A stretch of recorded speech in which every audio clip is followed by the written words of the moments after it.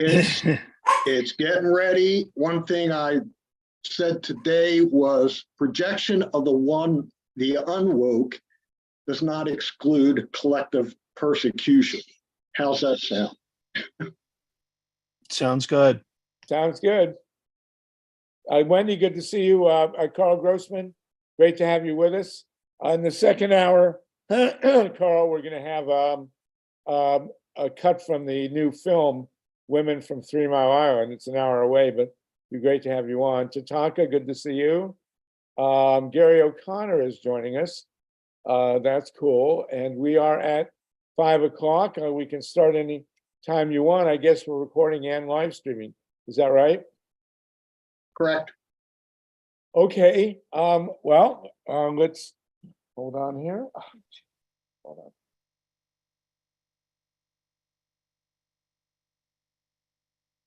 One second. All right. We're going to rock and roll. Ready? Hey, everybody. This is Harvey Sluggo Wasserman back with you for the 130th, count them, 130th Green Grassroots Emergency Election Protection Coalition Zoom call. We're starting with about 25 people on the call, and we are live casting, and we will be broadcasting to our great audience at Progressive Radio Network, which will be prn.live, goes on 5 p.m. New York time on Thursday. Right now it's Monday, 5 p.m. Eastern time. Glad to have this beautiful crew of people. We have a full agenda. We're honored by the presence of EMILY Levy. Good to see you, EMILY. She will be our first presenter. And then we are going to talk with EMILY about her important new project on counting the votes accurately. And then we're going to segue into a discussion of the Wisconsin Supreme Court race, which EMILY is also involved in. And very importantly, we will then we're going to talk about a breaking story that I'm sure Tatanka, good to see you, and Carl, people of a certain age, let's say, will remember, which is the 1980 election and the October surprise, which really got a lot of us going.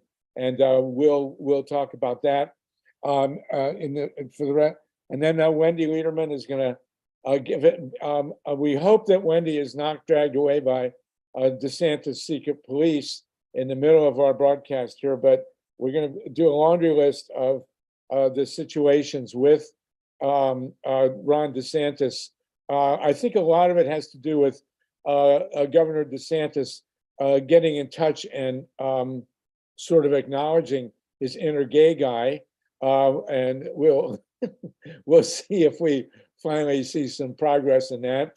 We are monitored by our resident psychologist, Dr. Nancy Naparko. Good to see you, Nancy.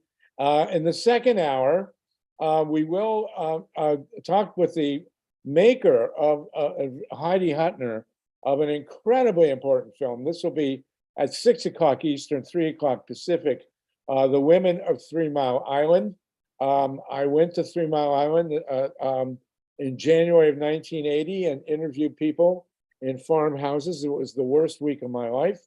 And we are still getting denial from the nuclear industry that anyone was harmed at 3 Mile Island, which is a horrible, horrible lie. And Heidi Huttner will be with us. We're going to see a clip of her new film, Women at 3 Mile Island. So as always, we have a full agenda. It's an honor to be with all of you. I will be leaving at 6:20. My daughter, Abby, is getting a Woman of the Year award in Teaneck, New Jersey. And we're very proud of her. And unfortunately, I had a pair of dress pants that I no longer fit into, so I will be going in my blue jeans. But that's another story. So everybody here, it's really a joy to see you all. We're up to 34 people, and the meter will climb as we go ahead. So we want to start with EMILY Levy, about 5-10 minutes on your new project, EMILY, and then we'll segue into the Wisconsin Supreme Court race. Janet Groom, nice to know you grew up in Teaneck. Email me and we can play Jewish geography. EMILY, you are the founder and leader of the magnificent group Scrutineers. And I always love how you're sitting in front of an old barn there. Yep. But I'm at the ocean, so what can I tell you? So Emily, describe for us, if you would please, and of course put your contacts and all that stuff in the chat. What is your new project and how can we be involved? Great. Thanks so much for having me, Harvey and Wendy. Thanks for arranging it, and congratulations to Abby. Yeah, thank you. So Scrutineers has been around for 3 years, and we are a place where people can come to learn about election transparency and voting rights and get involved. So we're really action oriented. We have several projects going on, and the latest of which is one that we call Watch the Counties, where what we are doing is in places that post election night results at the precinct level online and update those results online. We are now set up to automatically download them every time new results come on to the election websites, to automatically download them and automatically do some mathematical checks on those results, looking for specifically whole scanners that count votes whose results are missing from the accumulated results, or that are double counted, for for numbers that are going down, vote counts that are going down as the results accumulate, and for some other anomalies that can be detected mathematically. And the thing that I'm so excited about this project is that when we find problems, we're finding them right away. And I'll give you an example. We've done this so far on 4 elections, starting with the Senate runoff last December in Georgia, and then 2 smaller elections in Georgia earlier this year, and then the Pennsylvania state legislature race in Allegheny County, where we found that there were some votes that were originally uploaded as election day votes and then moved over to the mail-in vote category. And we knew that that had happened. It's not a huge problem that had happened. It's just probably sloppy record keeping. But we knew that it had happened within 5 minutes of when the results were uploaded online. So a lot of the work that that folks have been doing, analyzing election results, takes weeks or months to find the problems. And even though we can only find a small subset of the problems that can occur, we can find them so quickly that they can be dealt with. And we're doing this project with the Coalition for Good Governance in Georgia, and who were really concerned because they know of situations where whole precincts were missing from the vote counts, or where precincts were double counted. And when that happens, it shows up in the election results. The turnout numbers are just way off, so you can see right away, but they didn't have the bandwidth to figure out what to do about it. And so we were able to come in and with them put together a project where we've now been able to automate most of this checking. And then there are some parts that aren't automated, like, for example, one of the first things we do when the software that we're using reports a problem is look to see if there are any reasonable explanations for the problem or what could have caused it. And sometimes we'll need to do public records requests to get other information to fit together with the data that we have to try to figure out what happened. So we need people to do that. We need people to advocate in places where they're using the election night reporting system that would allow them to publish these downloadable results, but are not actually publishing those results. So we want to be doing some advocacy to get them to post the results in more places. And then we also are looking for people to help with preparing for being able to take action when we do find problems. So that's basically what the new project is. Does that make sense to you, Harvey? That's truly amazing. Hold on, sorry. Soshi, I'm here. Call me when you just show up. I got to hang up. Sorry about that. My daughters are running all over. Emily, that is really amazing stuff. It's very important, obviously, and critical to getting decent results. Does anybody want to ask a question or chime in on Emily's project? Emily, have you got your stuff in the chat? Here, I will put the link to Scrutineers in the chat.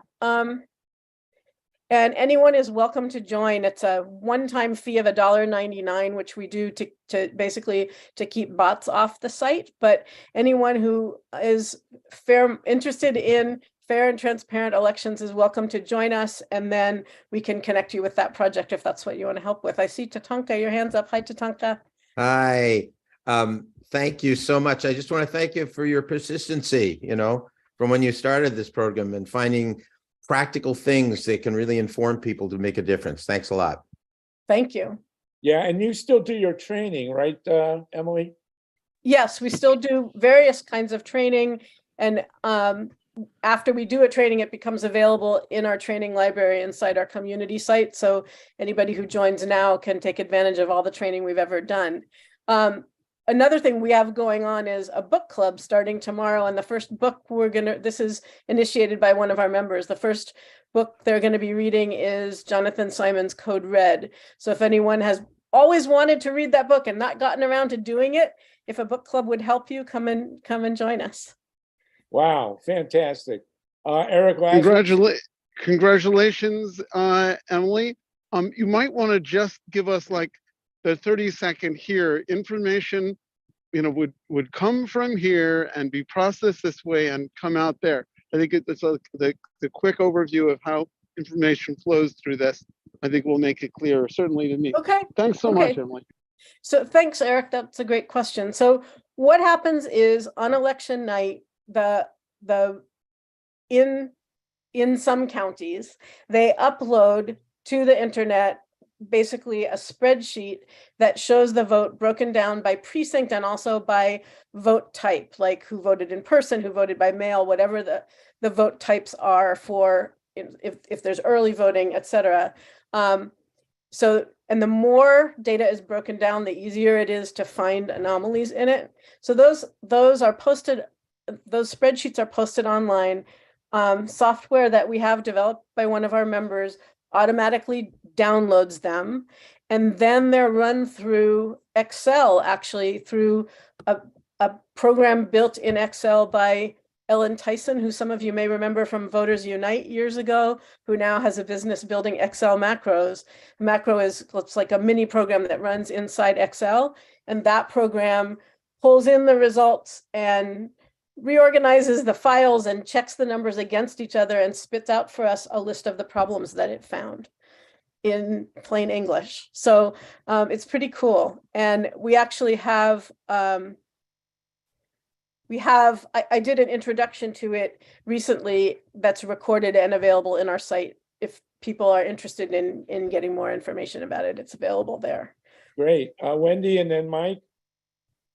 Wendy Lieberman. Yeah. Hey, Wendy. Hi, welcome. Thank you.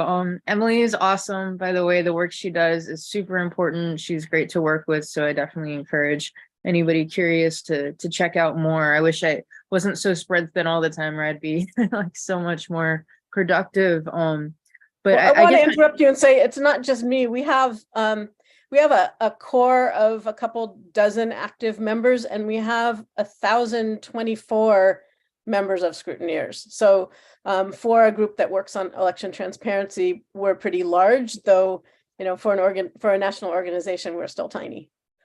Yeah, I mean, definitely, like I've seen like the core work, is highly concentrated, but I know when like elections come around and key races, like the troops are out there and it's like just so well organized and implemented and effective, and it's really great.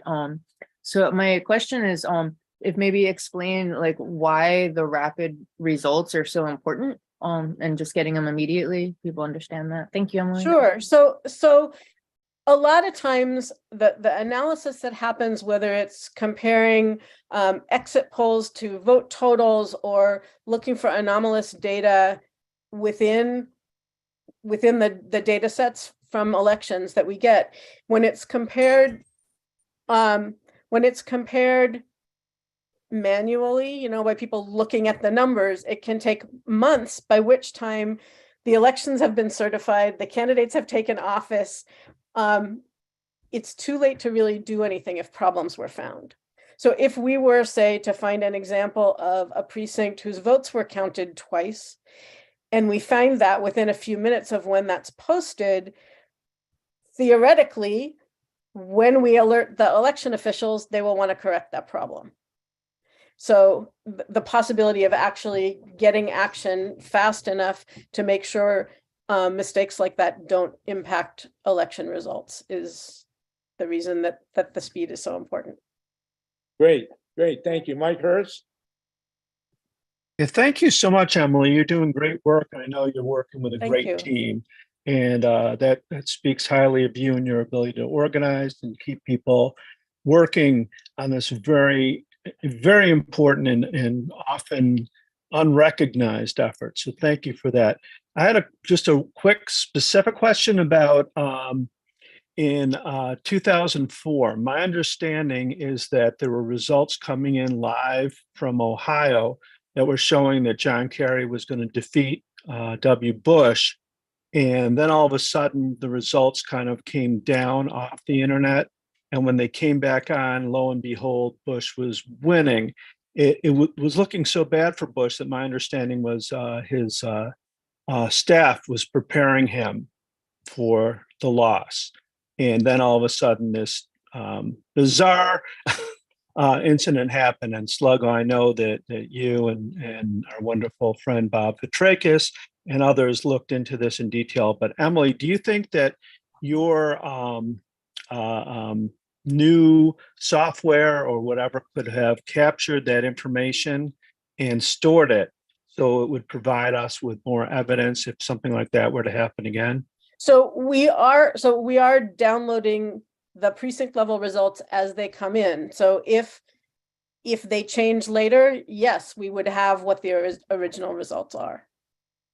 And Okay. Sluggo, what do you think of the ramifications for, you know, what the great work that you led in Ohio in the 2004 election? Would that have given you more of a basis?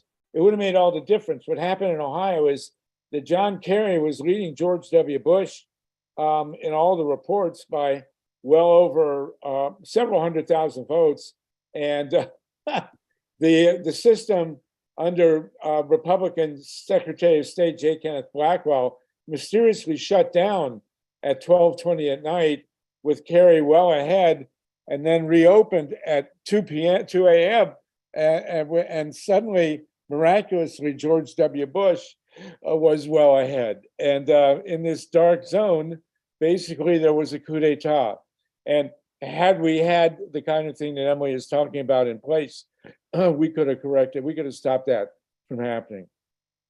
So there you go.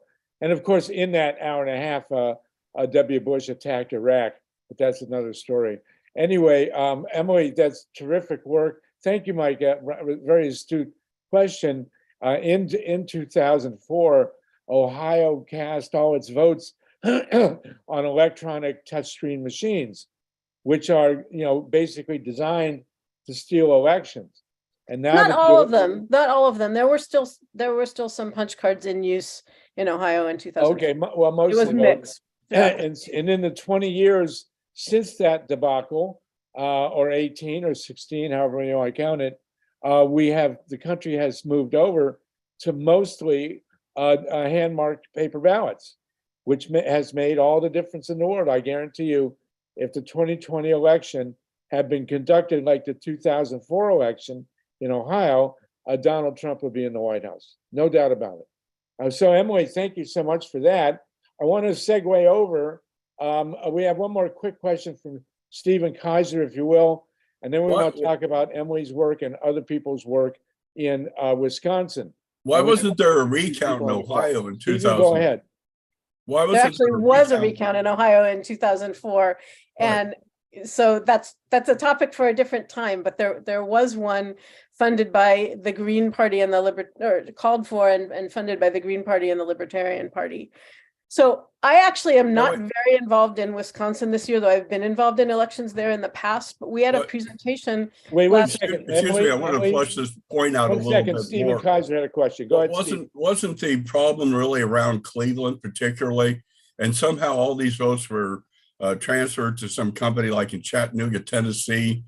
Yes, That's what owned by a happened is J. Kenneth Blackwell, the Republican Secretary of State, and by the way, on Election Day 2004, Karl Rove and George W. Bush, the sitting president of the United States, went one place. They went to Columbus, Ohio, and had a private conversation with the Secretary of State of Ohio on Election Day in 2004. And that night, Blackwell had given a no-bid contract to a Bush family consulting firm to do the vote count. And they did the vote count electronically in a basement of a bank in Chattanooga, Tennessee. And that's what blacked out in 12:20 a.m. and reemerged at 2 a.m. with George W. Bush winning the presidency. I mean, in a situation like this, when it obviously can have been, stolen election, if we can't bring that to the table, what hope do we have of bringing anything to the table? That's a good question. What's the answer? That's why we've had 130 calls. We've been seeking the answer. And Emily, you've been part of that. Thank you. I didn't hear anything back in 2004 about this, or damn near nothing. It was years later I even found out that this was a problem. So how could they completely blocked out? There, President, I always wondered why I grew up in Columbus, Ohio. And then during this election in 2004, I said, oh, maybe that's why I was put here. So at any rate, it was a total theft, and the beginning of really based on partly on Greg Powell's work and in Florida 2000. That's really the birth of the election protection movement, is in Ohio 2004. And we just happened to be there. I mean, it could have been in Indianapolis for that matter, but and one of the differences is it was hard then as it is now to get media coverage of these sorts of issues, but now we have social media and we didn't have that in 2004. Right. And that's why it's really important, as however much you hate it, for people who are working on these issues to learn how to use social media effectively, because we rely on it for people to be able to hear when things like that happen. Right. Well, I'm too old to use social media except when my grandchildren are around. But Emily, you are also working in Wisconsin. Can you tell us what's going on there? Yeah, so actually, I'm not doing very much in Wisconsin. I've been helping out with nonpartisan. We're a nonpartisan organization. I've been helping out with nonpartisan phone banking a little bit. And we had a special presentation last week by Andrea Miller of Center for Common Ground, whose organization is doing a ton of phone banking to Black and brown voters in Milwaukee ahead of the April 4th Supreme Court election.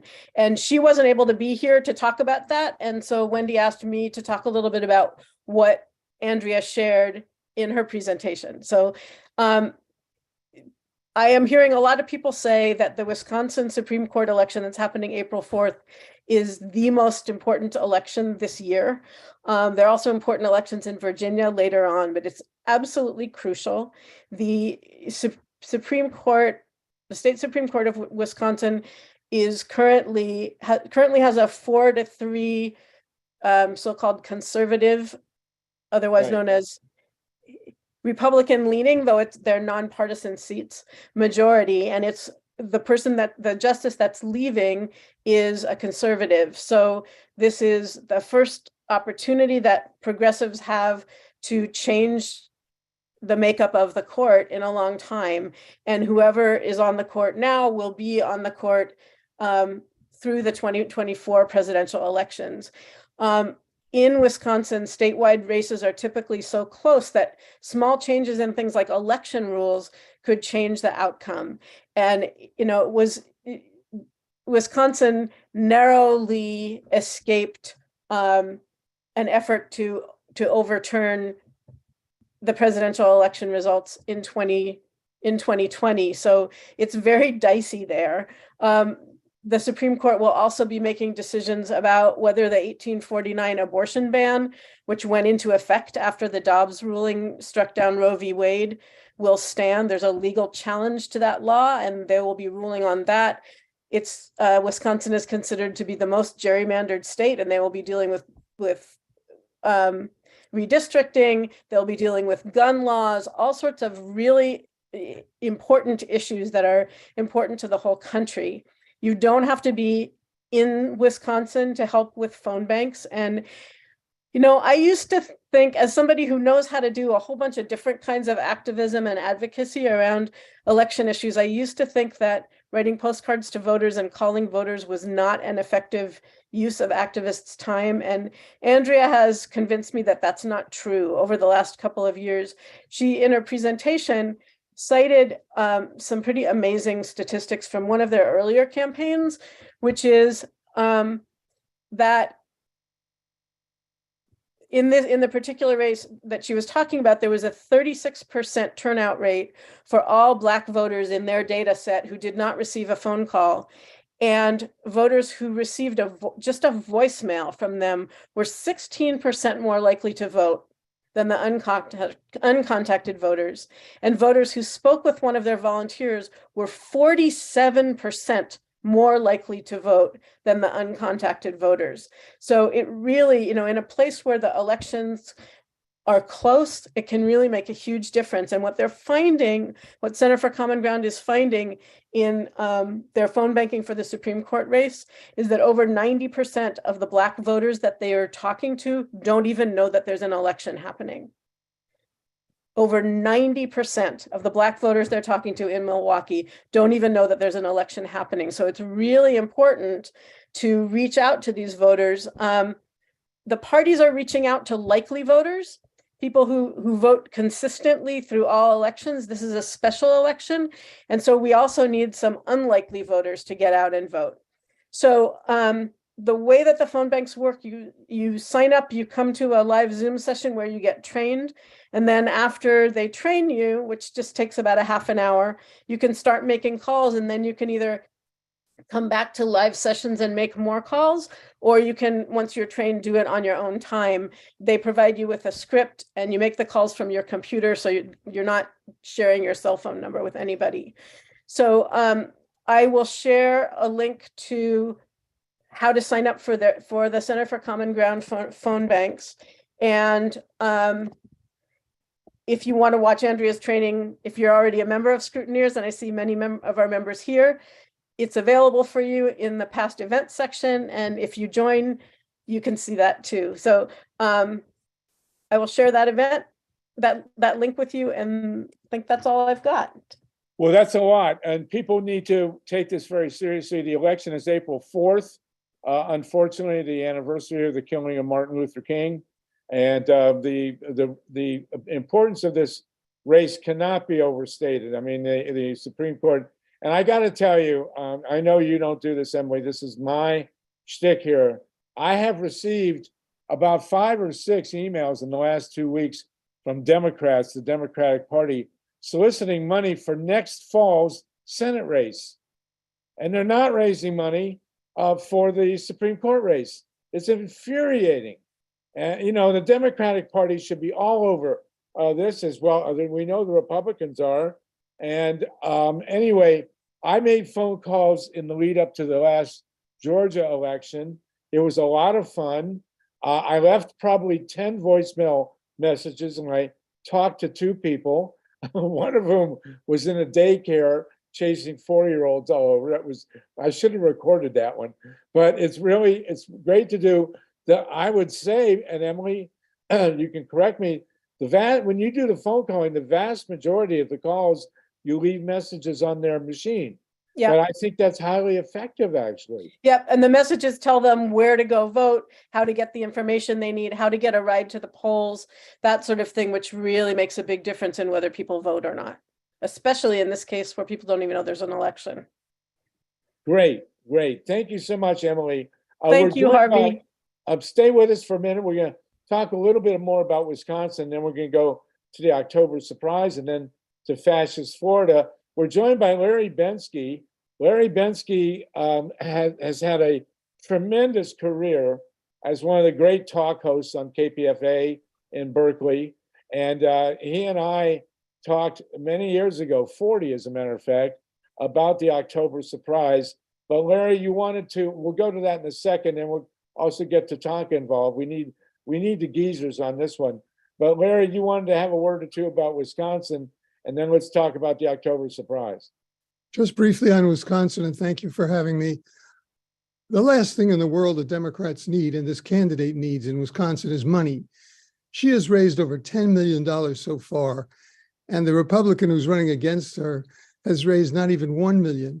Now, there's a talk about last-minute contributions coming from the Federalist Society and Uline, the multi-billionaire who funds far-right causes. But so far, the Democrats are not in trouble about money. If they haven't contacted the voters in Milwaukee, it's because they don't have an on-the-ground operation capable of doing that. And if they don't have an on-the-ground operation capable of doing that, the far right certainly does. So it's not about money, it's about organization. If your money buys you organization and you use it effectively, you win, or you tend to win, or you have a big chance of winning.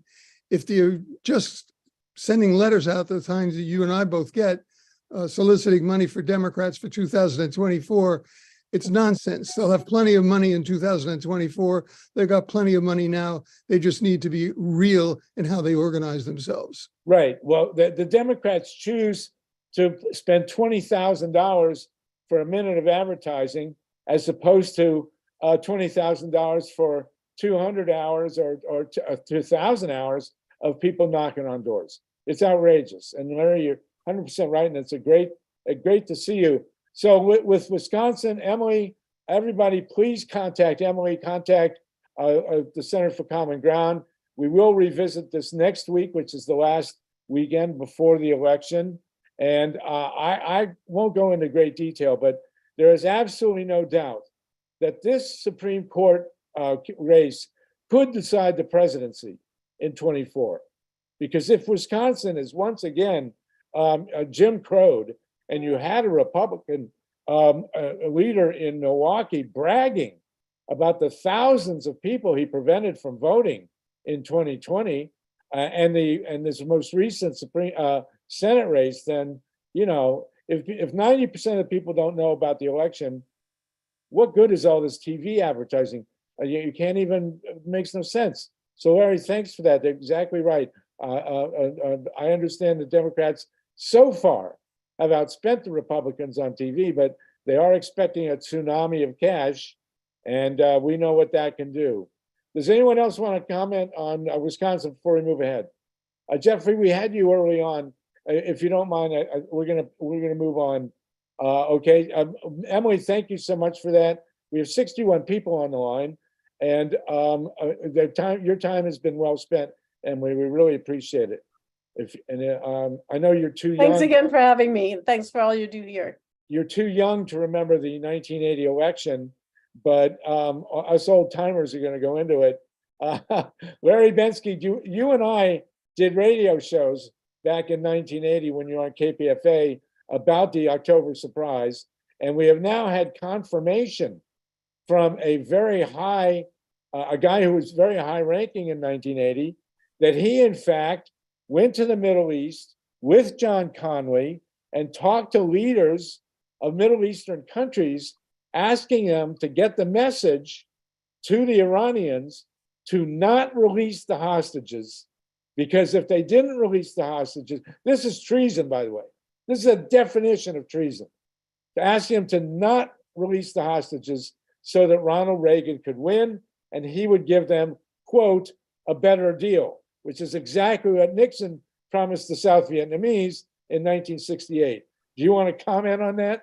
I want to comment and say that if that's true, and there's no reason to believe these men didn't do what you say they now say they did, the person who was most at fault for this becoming the big October surprise that it is was Jimmy Carter, the president of the United States. Jimmy Carter served in the 7 years military service as an intelligence officer and an aide to General Hyman Rickover, the father of nuclear wars is said to be, after World War II. Jimmy Carter, as president, had that background in intelligence. What on earth were his intelligence forces doing during that time if they didn't know what Connally and others were doing? Either he was disinterested, or he was lied to, or he was badly served, or he was incompetent. And I don't think he was any of those things. I'm very troubled by, it's too late to ask him now, and unfortunately he's in terminal hospice care and surrounded by his loved ones. But I can't believe that people are now saying it's a surprise. The one person who it shouldn't have been a surprise to was Jimmy Carter, the one person who was most affected by this. And the same was true of Lyndon Johnson in 1968. Lyndon Johnson had steaming proof, irrefutable proof, that Richard Nixon called the Vietnamese and told him not to make it, or he had Lynn Chennault call and tell them not to make a deal. He heard the tapes. He confronted Nixon. Nixon, of course, denied it. But LBJ knew that Nixon committed treason in '68. And as you say, Jimmy Carter had to know that, well, Ronald Reagan may not have known. You know, we don't know what Ronald Reagan really knew, but certainly George H.W. Bush knew, and William Casey, who became head of the CIA, knew, and that treason was committed in 1980. And now this guy who made the trip with John Connally to the Middle East has come out because he wanted to make it public before Jimmy Carter passed away. That's why he came out. Came out 2 days ago. It's in the New York Times. And Bill Casey was supposed to testify before Congress. Was it on this or on Iran-Contra? And he suddenly got a fast-growing cancer and was dead. Yes. So, you know, we live in a place where democracy is a questionable commodity at this point. I mean, if a presidential candidate and two separate elections, 1968 and 1980, can intervene with a foreign power to the detriment of our foreign policy, essentially committing treason, and turn around and due to that treason, walk into the White House. What are we doing here, Larry? Do you want to, I mean, really? Well, I'd like to look a little bit forward because we have a much more serious concern, I think, right now about the next election, and it's not about fundraising. It's about one of the people who is now most brooded about as being a potential candidate in that election, and this is the governor of Florida, Governor DeSantis. I came across this information from a blog in a podcast in Florida called Eyes Left, and I can see why the establishment media didn't pick it up. And I started writing to everybody I knew in the establishment media. I still have contacts from my days at Pacifica in the mainstream media, even though we weren't mainstream media. I knew a lot of people who were because I was in Washington a lot. And I wrote to everybody I still know who works in the mainstream media. And I said, check this out. Do your own reporting. Is it real? Did DeSantis really preside over torture at Guantanamo? Nobody did until last Saturday. The Washington Post came out with a long, heavily researched article saying DeSantis's pivotal service at Guantanamo during a violent year. And it talks about eyewitness accounts of DeSantis seeing and advocating for force feeding, which has internationally been condemned as torture, about 3 people in Guantanamo who are said to have committed simultaneous suicide, even though every single cell at Guantanamo, and they don't have cells, they have open cages, every single cell was watched 24/7. These people weren't all together. They were in separate cells, in many cases separated by yards and yards of other cells. How did they kill themselves simultaneously? By hanging. From what did they hang? What did they use to hang themselves? This whole thing is murder and torture, and DeSantis was up to his neck about it, and now he is never questioned about it, and when he is questioned gently by people at Fox News, you can't expect to have any interest in finding out the truth about this, he just passes over it. He says, well, I did my military service. These people were terrorists. We did what we had to do to protect our country, and I was part of it. And his superior officer says he's proud of what he did as superior officer and by implication of what DeSantis did. Is, of course, the last person in the world who could confront him about this would be Donald Trump, should they ever come to debating on the course of seeking the nomination. And Nikki Haley and Mike Pence, you don't expect much from them either. But I find it ludicrous that the New York Times to this day, if Harvey, you remember people used to say, the last thing you wanted to see in a New York Times story was the Washington Post reported today. The last thing you wanted to see in a Washington Post story was the New York Times reported today. They are competitive organizations, and the competition for eyeballs, for clicks, for copies sold, for mentions, for citations is as ferocious today as it ever was. Both are owned by multimillionaires. Jeff Bezos of Amazon, a wicked company, owns the Washington Post. He says he hasn't interfered. Murdoch, of course, owns the Wall Street Journal. We don't expect much from them. And the New York Times has wealthy private owners as well. So they're all competitive with each other. They're not competitive so much for the truth as for who can be seen to be presenting, in a way, sensational material. This will be sensational material, but I don't see it on CNN. I don't see it on MSNBC. I don't expect to see it on Fox. And I don't expect to see it anywhere in the mainstream media. DeSantis has a lot of explaining to do why somebody who claims to be on the side of justice and the United States democracy participated in what the International Criminal Court and the International Red Cross and other groups and organizations have said was torture. Why was he part of it? What was his role? And how going forward would he be a president of the United States with that kind of attitude? Who would he torture next? Probably all of us who appear on this program. You'll probably torture Stormy Daniels.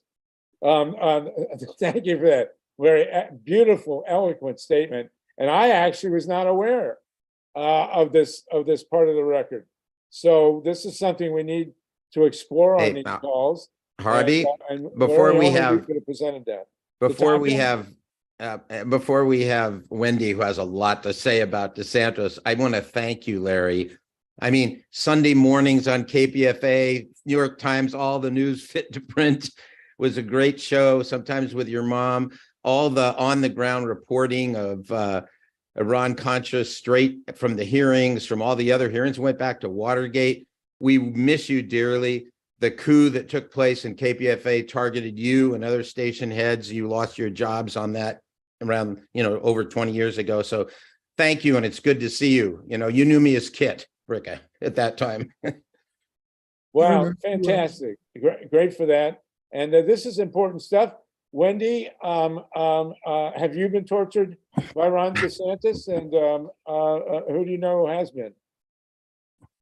Well, mentally and spiritually, slightly, but I'm sure there are people that have had it much worse. I appreciate what Larry had just shared with us, because it's so profound. And I mean, it's a profound statement of the omissions in the press, exactly that. And I think one thing that ties it together is, the NDAA, which is the security budget, the military budget for the year, was just passed, and in it, Biden approved, and whoever voted for it approved to extend Gitmo for another year. I mean, yesterday was the 20-year anniversary of the invasion of Iraq, and we know that Gitmo is like against all human rights violations, yet we're still keeping it open. We still have all the same provisions that people can't be, extradited to the United States. I mean, this is indefinite detention without trial. Like, what are we doing as a country? And then we look and in the context of, we're talking about October surprise, which I was actually born just a couple of weeks before, in September of 1980. So I just feel ironic being here discussing it now. But we're looking at Nord Stream, and we have evidence now that we actually provoked this war, that we're spending hundreds of millions, billions of dollars on, while our society and our infrastructure and our, we have hungry people in the streets dying, sick, they don't have health care, we have starving kids. I mean, go on and on and on. Yet we're sending money to Ukraine when we found out that we blew up the pipeline. And you have all the progressives voting for this. Even Bernie is defending us still continuing to send weapons there. So just in the context of what we're seeing with Jimmy Carter and every major, debacle we've gotten into in the last, my whole lifetime, like what are we doing? What, like, it's I stumble on my words to even think about the reality. And I blame the press. So, well, we have Wendy on also with Carolina and from Florida, and the question is, how does this fit into the larger pattern of who is Ron DeSantis? I mean, is he going to start handing out pink triangles to gay people in Florida? Is this what we're dealing with, Larry? Harvey, if I could answer that, I said I sent out as many alerts as I could to people in the mainstream media to investigate DeSantis's role in torture at Guantanamo. I have similarly sent out to a much narrower spectrum, a lot of emails and a lot of interrogatories to people at Yale. I'm a Yale graduate myself, and we have various groups at Yale that meet for various reasons online on Zooms. And I've said, somebody needs to be researching what DeSantis studied at Yale. Who did he study with? What courses were there? And similarly, I've sent them to Harvard, to people at the Harvard Crimson. What did DeSantis study at Harvard Law School? Who taught those courses? Were these people themselves allied with the multifarious high funding sources that fund Yale University and Harvard University to have two of the biggest endowments on the planet in education? And what did DeSantis study there, and who were his influencers, who was influenced on him? How could a man go through a liberal arts education like DeSantis did at two eminent institutions like that? And we're not talking about Liberty University here or some right-wing nutcase school that has been set up by true believers and election deniers and God freaks. We're talking about eminent educational institutions with broad spectrums of professors and instructors who helped make me the person I was, and I'm eternally grateful to them for that. But what did they teach DeSantis, and what was DeSantis's reaction? He should be asked this. If I was ever on a panel, which I certainly won't be, and it wouldn't have been, that questioning DeSantis, I would say, what do you remember about your education, Governor? What do you remember about human rights? What do you remember about the history of warfare? What do you remember about Nazi Germany? What do you remember about Mussolini's Italy? What do you remember about Stalin? What do you remember about the millions and millions of people who died just for who they were, not what they believed, but who they were and what they were? What did you learn about that? And how is it different now? Yeah, it's amazing. And you wonder how, well, anyway, Larry, you said it better than I could. Wendy and Carolina are in Florida, and you were going to give us basically a laundry list to flush out what we're trying to figure out about who is the real Ron DeSantis. Can you tell us, as we go here, what are the policies? We have until the top of the hour. We have a dead stop at the top of the hour because we're going to be joined by Heidi Huttner to talk about her film at 3 Mile Island. And so, Carolyn and Wendy, can you fill us in on what exactly Ron DeSantis is doing policy-wise in Florida? Now, this is a nonpartisan discussion. We're not taking a side of Democrats or Republicans. We just want to know, what is this guy about? Yeah, and I'd like to just quickly respond to what Larry's saying too. Is I think a lot of weird people, like, there's a lot of, let's say, just secrecy that happens within these organizations of these higher up Ivy League. And what's Sluggo, you brought up a point right before we started recording about like questioning what does sociopaths like really mean. And I've heard in the past where, someone doesn't really have feelings towards other humans and they're willing to do, like, these are the people that rise to power because they'll do whatever they need to do to get there, and without any qualm about it. I'm gonna go to my other screen to look at this list, but what I want to make the point is that these are a lot of other people, not DeSantis, introducing these legislations. So I call them the minions. and they're people that we're gonna have to look out for. Sorry if there's background noise, but these are the people that I think like moving up in the ranks. I mean, these are the ones that we're gonna have to look for in the future. So, Okay, and what do we got? What are they doing exactly? so there's, I mean, it's so hard to say like where to even start. There's all these crazy environmental ones. There's a few for education and some immigration things and discrimination against homosexuality, and and the labor as well. I'll probably let Carolina talk about some of these things, but I mean, there's one here now that if you want to film the police, you have to stay 30 feet away. They want to make it so like there's one on local ordinances. It authorizes well, there's one that they have similar titles. Sorry, I tried to make it so that I could understand them all, but they have they're worded so weird that it's like you really have to read into every single one, even with my best notation here. So they want to make it so that you can't have local regulation. Here we go. Prohibiting counties and municipalities from adopting laws, regulations, rules, or policies relating to water quality or quality pollution control, anything that has to do with water quality. Energy regulation. It wants to prohibit, like it prohibits prohibiting certain building materials or adapting enforcement against certain like greenhouse gases. Like there can't be any regulation against greenhouse gases, and it allows preemption by the state. They want to use phosphogypsum to build roads for road construction aggregate material, but phosphogypsum is the radioactive waste from when they produce fertilizer, and fertilizer is the main culprit behind like blue-green algae. The pollution problems that we see comes from that industry, and they're trying to ramp it up. They're trying to protect the industries by making anyone who wants to sue the local government for any destruction of their wetlands, like they'll be required to pay attorney fees. And it'll make it harder. It makes it easier for corporations to sue the governments. It makes it harder for people to sue the corporations. It makes it harder for you to have claims against the insurance companies. Like the insurance companies are going to have more breath to not be held liable and not have to fulfill claims.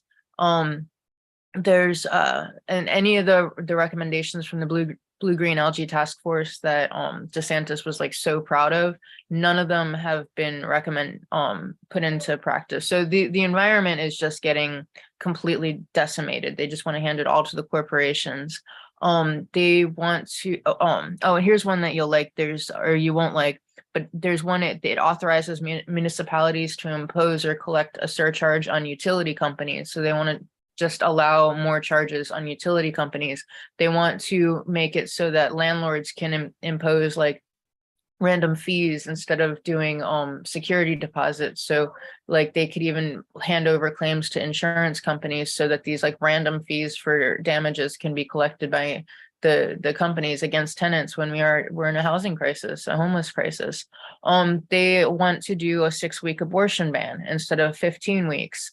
And make it so that only doctors can prescribe abortion pills. It can't come through the mail.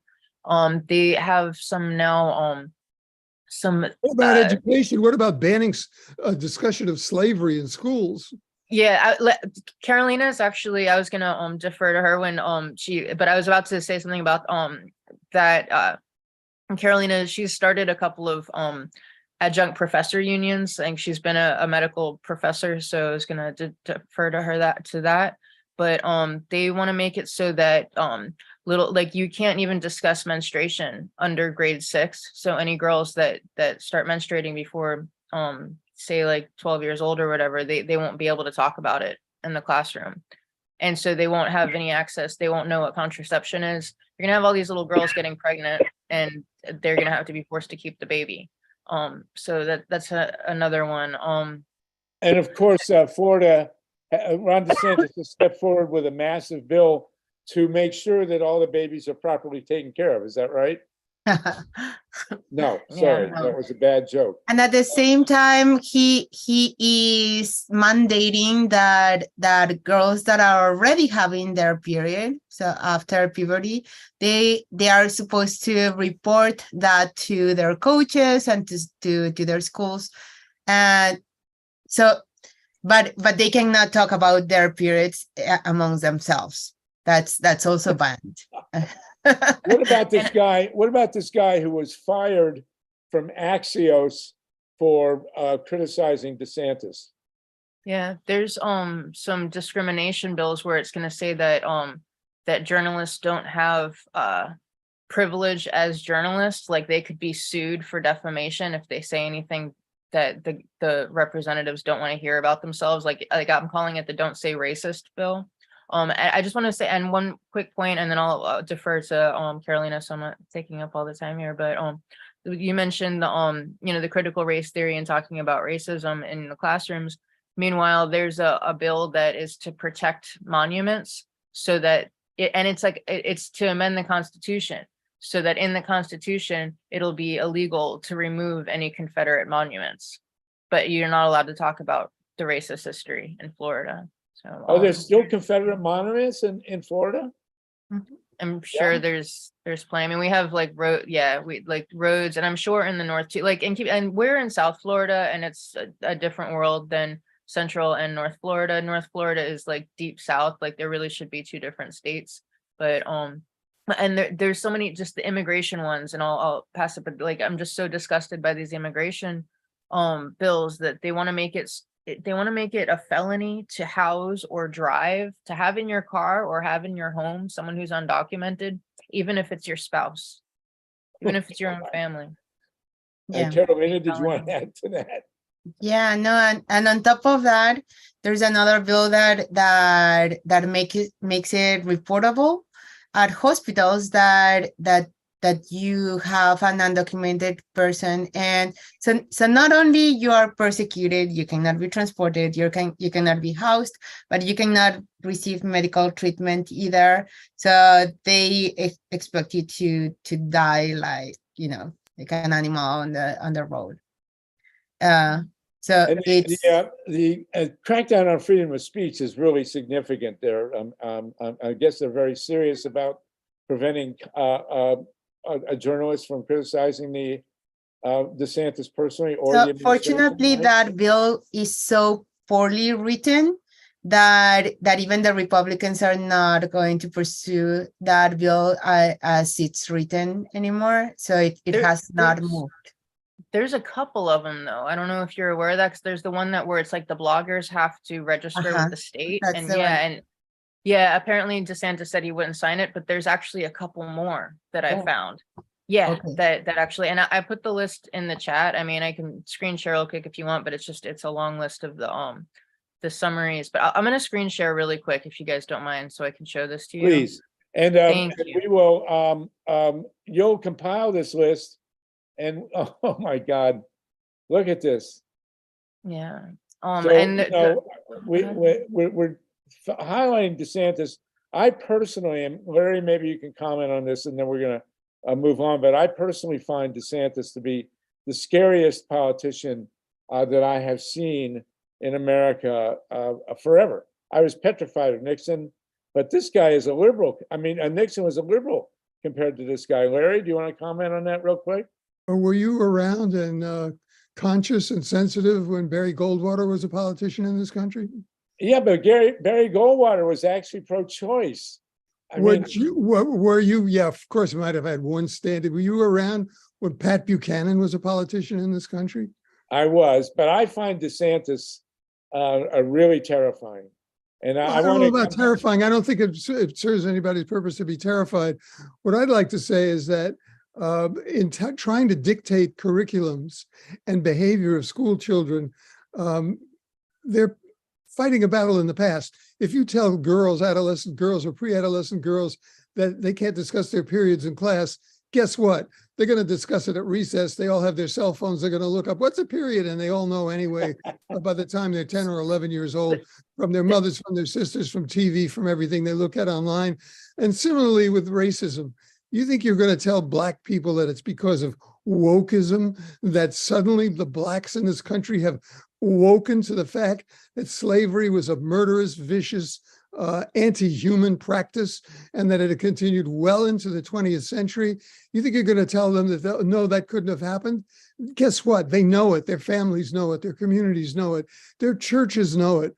Everybody knows it.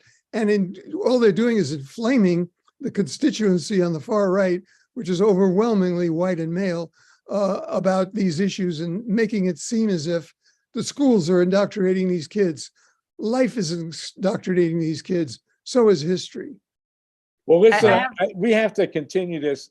Wendy and Carolina and Larry and Tatanka, I hope you can all come back next week. Can I make one quick comment, DeSantis. Harvey? And then I have one quick one too after. I'm One sorry. very quick comment. It's not just Florida.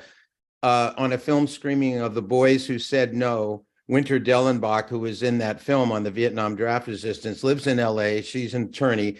She's gone to dozens and dozens, I think 60 or 70 high schools. And the first question she asked the high school kids, because the draft is legally in place and teachers are encouraged to invite military recruiters into the classroom. First question she asks is, how many of you have heard of something called the Vietnam War? The most she's ever gotten out of a classroom of students is 2. It's usually 1 or none. There's amnesia. They're not taught it in the schools, or they don't remember it. Well, in order to have amnesia, you have to have known something and then forgotten it. And then, Yeah. because you remember Jeb Bush when he was No, governor we of impose Texas. amnesia is what I'm saying. Go ahead. Yes, you'll remember that Jeb Bush, when he was governor of Texas, opposed teaching history. Also, one of the things she suggested, she has set up an archive in the main branch of the LA Public Library for people, anybody, to put their memories of the Vietnam War in there. And she's had 14,000 people make contributions. So that's something we need to do everywhere on our history, because if we don't write about it, remember it, and make sure it's stored in the story told in books and in films and in person to person, there will be this collective amnesia by our inaction imposed. Yeah. But Amazing. So listen, what I want to do is next week, Wendy, if you'll publish this list of Ron DeSantis's agenda with Carolina here. And next week, we've been promising for weeks and weeks to deal with the question of what is fascism and are we facing fascism in this country? And is Ron DeSantis a fascist, or is he just a regular conservative? This is stuff that we need to deal with next week, if you can, Wendy and Carolina, provide us that list. And it would be great. We'll finally deal with this question of fascism.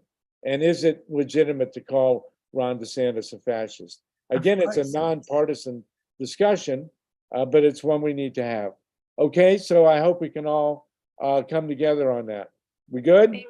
Yeah, may I say one quick point, if you don't mind? Thank you. And Larry, while you're still here, really quick, just the one thing that does make DeSantis really terrifying actually is that the way he takes the law into his own hands, I think, is unprecedented. The way that he went around funding school board races and then fired all the superintendents, the way he redrew our district maps against the constitutional review. So we only have 8 Democratic seats and 20 Republican seats, and it went unchallenged completely by the Democratic Party.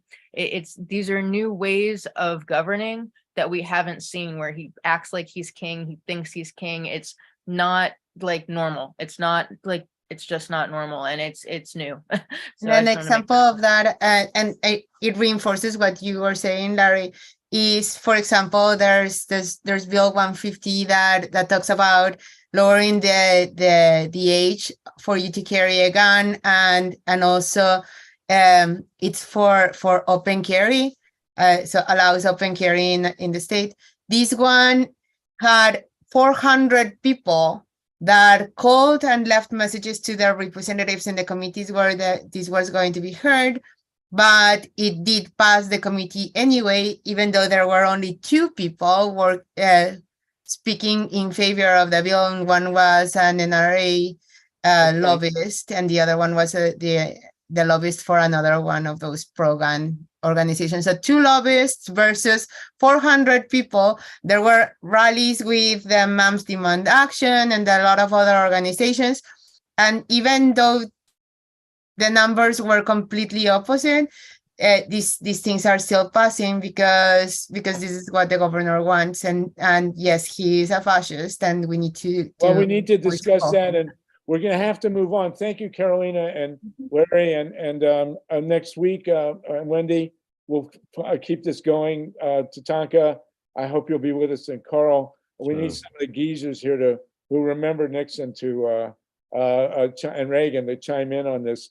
We're going to segue now real quickly. Thank you, my listeners in New York. Thanks, Wendy. Thanks, Justin Larry. and Mary will get your questions next week. We have to move. Heidi Huttner is with us. She's on a very tight schedule. Heidi, can we unmute you and maybe see you? And if you'll put the link to your trailer in the chat, we'll do that. I do want to get this in quickly. Heidi is the maker of a new film called Women of 3 Mile Island.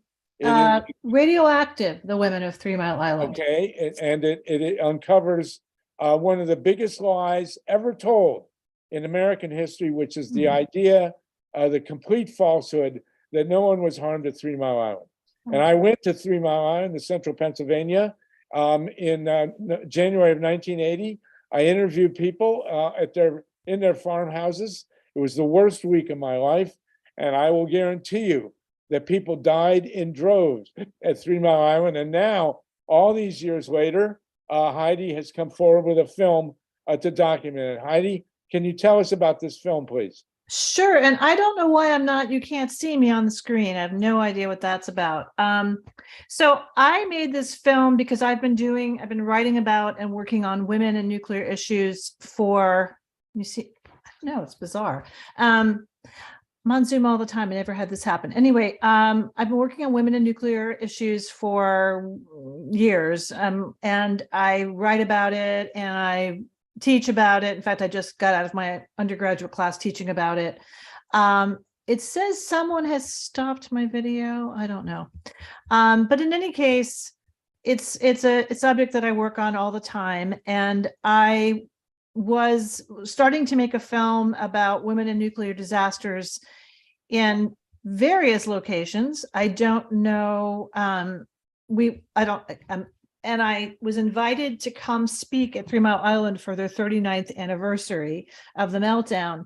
And I brought my camera person with me, and we just came upon these 4 amazing women. And I've spent the past who lived through the meltdown, who lived 5 miles from the meltdown. And I have spent the past 5 years there filming. A really important study is in process. It's come out of that. I'm a part of that study, but it's with top scientists in the field of chromosomal damage from radiation exposures at the only lab in the world capable of doing the work we're doing. So some amazing things have come out of it. We're on the festival circuit. We're doing at our premiere, we won Best Documentary. Jane Fonda's in it. So, it's a really great, not that, that makes everything, but it's pretty cool. And we're really proud of the film. It's really fabulous. And so we're on tour. If anyone wants to keep up with our information, I'm going to put our website in the chat box so that you can sign up for our mailing list. Promise not to inundate you. We basically send out announcements of our screenings. Right now, we're headed to the Washington, D.C. Environmental Film Festival. Saturday night, we're showing there. We're doing a tribute to the people of 3 Mile Island. And at Harrisburg, we have a screening Sunday and Monday night. We have a screening in Long Island at the Huntington Film Center in Nyack. We're going to be in Iowa, Sarasota, California. We're being called all over the place. So I will put. You have a trailer, Steve. Can we? Yeah, I'm going to show you the trailer. Here? It's 3 minutes, right? No, it's 1.5. I have a tip about how you can be visible, Heidi. Mm-hmm. That is, if you happen to have FaceTime on your computer, if you turn that off. That may be disabling the video for Zoom, so you might want to check. And I'm on Zoom. Okay, well, let's show the trailer here Do we Okay, have I'm the gonna link show to the trailer. Yep, I'm gonna just. And let me how just long get is the trailer? 1.5 minutes. Okay, let's go for it. Hold on 2 secs. I'm We have sorry. 55 people with you, and I will tell you that I wrote a piece for Rolling Stone about the damage done to human beings in 3 Mile Island after the accident in 1980, and they wouldn't publish it. And so as a result of that, I actually got to the op-ed page I'm editor. ready to go here whenever. I got to the op-ed editor page of the editor of the New York Times, and then published it. Let's see this now. Go ahead. Okay, can you guys see it? Yes. Can't see me, but you can see it, more importantly. Okay. Once the accident happened, we started getting phone calls asking if we had heard about 3 Mile Island yet. They are having a meltdown. It was the first step in a nuclear nightmare. There is no cause for alarm or any reason to disrupt your daily routine. Officials were lying about what was really happening. When an accident like 3 Mile Island happens, the first line of duty is to reassure the public. The safety systems were designed to take care of this kind of an accident, as our safety systems did. I was being told the media is blowing it up. The reactor core is indeed stable. All I kept thinking was, hopefully I got my kids out of town in time. But I've come to find out I didn't. My whole world was turned inside out. 3 Mile Island blew up like an atom bomb. People suffered an exposure equivalent to 100,000 X-rays. Radiation is more harmful to females. It's the first time we've had cancer in our family history. We will see an increase in the cancer epidemic that is already running rampant in this country. Everybody went rushing to see the China syndrome to try to figure out what had really happened at 3 Mile Island. So much radioactivity was coming off of the reactor, the monitors couldn't read it. The company covered it up. It all came out. All hell broke loose. Most of the people here have been arrested and taken away. It's one of the biggest cover-ups in history. They lied and lied and lied. I can't keep living like this. I need answers. It's possible using new technologies, testing the people affected by the accident to see what level of genetic damage is there. This is my family that they played with.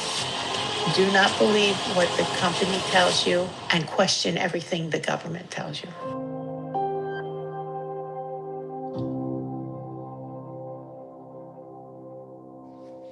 Okay. I guess we're being visually challenged today, but that's pretty powerful Aging stuff. skin. Whoa. Watch this. Let's try. Okay.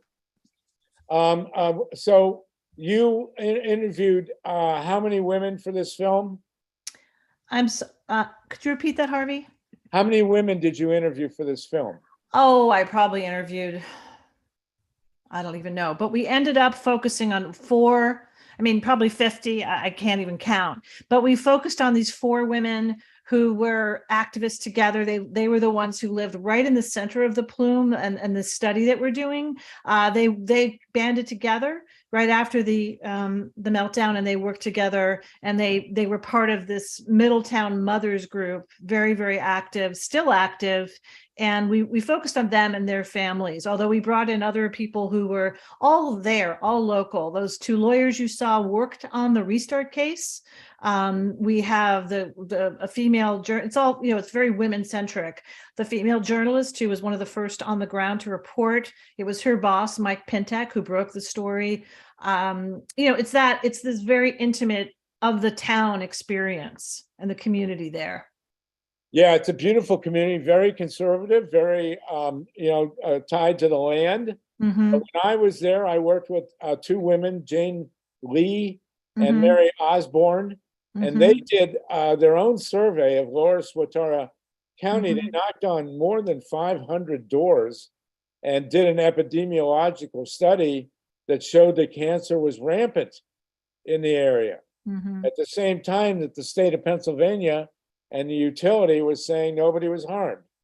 It's outrageous. Yeah.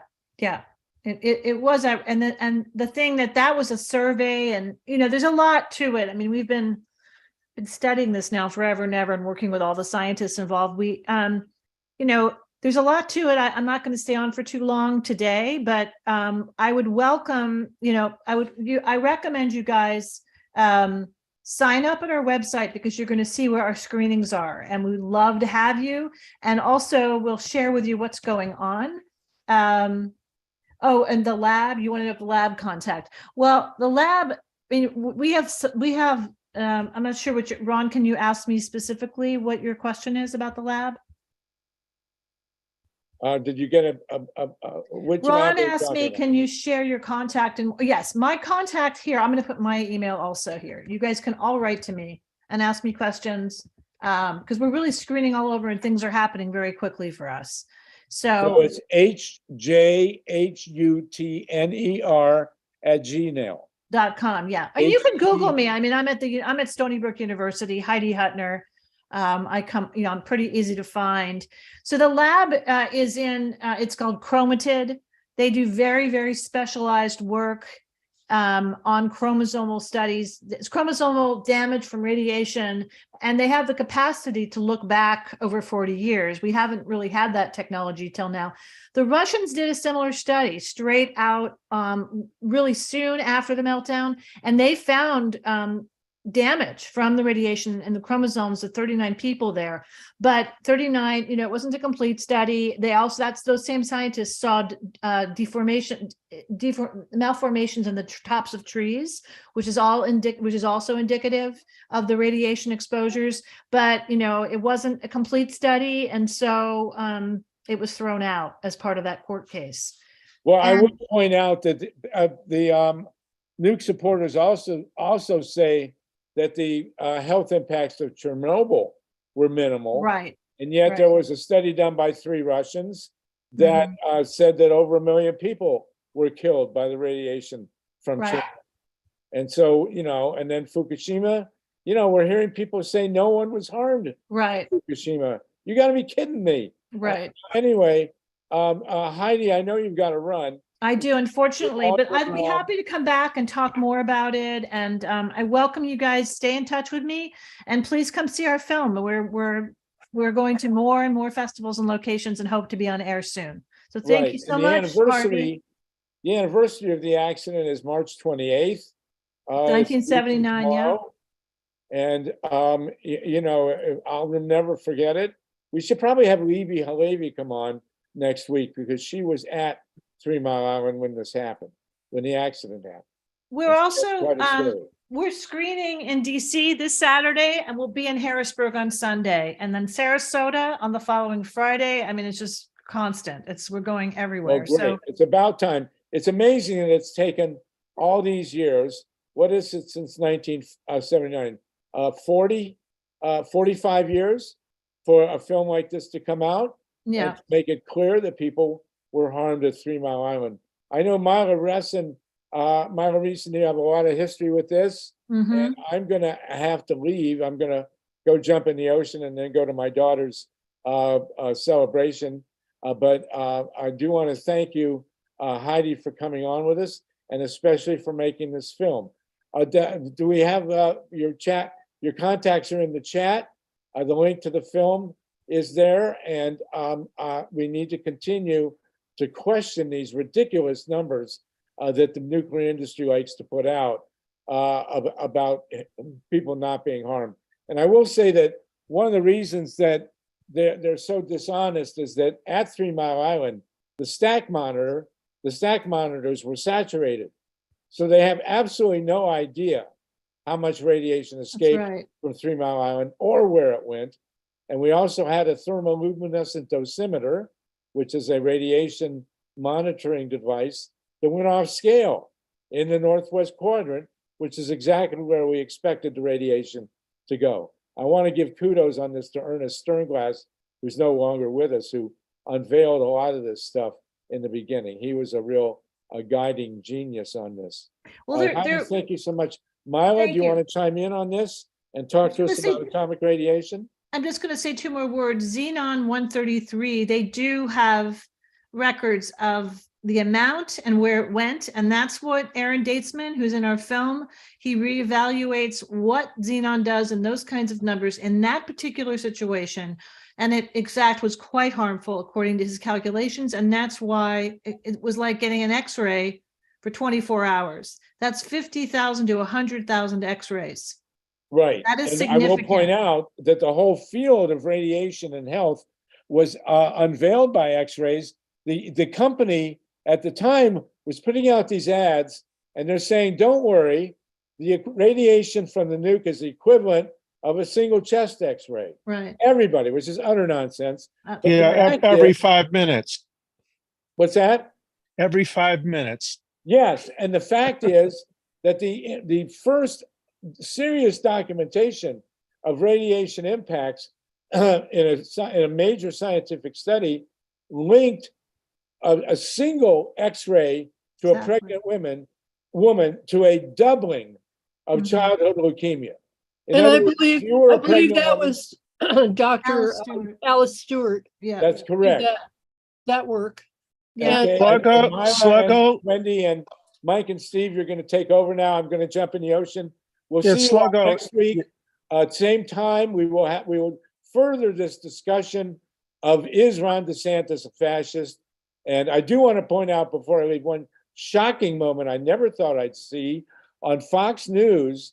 Tucker Carlson had a whole segment on Julian Assange supporting him and supporting his father and brother. I'll leave it at that. Myla and Heidi, if you'll take over and continue this discussion. Steve, Mike, Wendy will continue, and we'll see you everybody next week. Okay, so no nukes, and take care. Take care, everybody. I have to go too. Okay, Myla, it's all yours. Oh, okay. Well, it's all mine. Well, Myla and Wendy and Steve and Mike, if you want to continue this, as long, folks, if you're still on with us, there's 51, but I have to go. I'll see you next week, 5 o'clock, same time, same place. Thank you so much. well, good luck to Abby, a mazel tov. Thank you, Mazel Really tov. wonderful. She's right. Congratulations to her. I will give her my best. Take care. Can you see this on the screen? Yes. A famous quote by John Goffman: licensing a nuclear power plant is, in my view, licensing random premeditated murder. First of all, when you license a plant, you know what you're doing, so it's premeditated. You can't say, I didn't know. Second, the evidence of radiation producing cancer is beyond doubt. It is not a question anymore. Radiation produces cancer, and the evidence is good all the way down to the lowest doses. So, Heidi, are you still with us? Or did you have to go? She had to go. At any rate, I just wanted to say that Harvey mentioned Dr. Ernest Sternglass, who wrote a paper early on about the dangers of ionizing radiation on human health.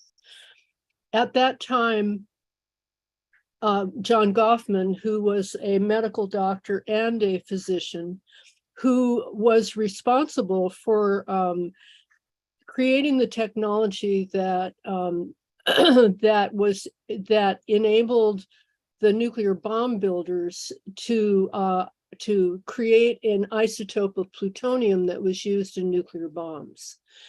He was in charge of health physics at Lawrence Livermore Lab in Northern California. Dr. John Goffman was.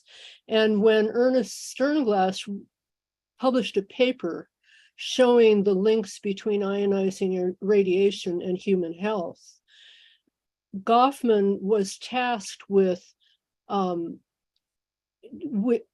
disproving the work of Ernest Sternglass, linking radiation to human health. And Goffman did his studies and said, well, no, not at all. In fact, Sternglass is right. Everything that Sternglass is saying about the links between ionizing radiation and human health are absolutely correct. So he became kind of a persona non grata.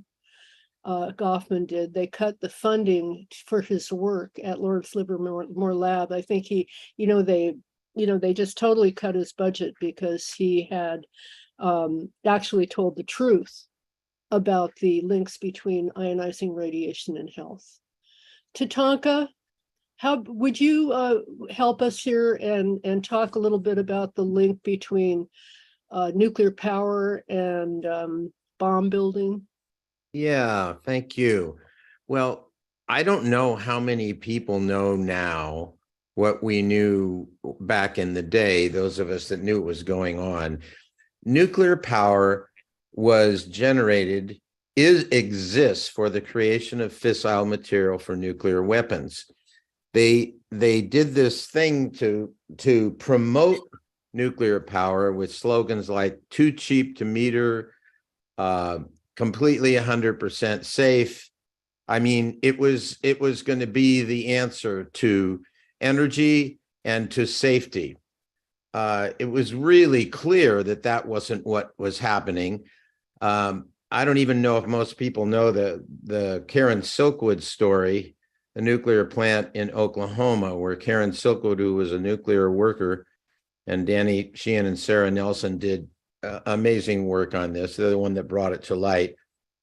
She wasn't just killed on her way to report to a New York Times reporter about the radiation of workers in the plant, the unionized workers at the plant, but also to say that she had evidence that fissile material, a significant amount, was being sent to both Israel and Iran.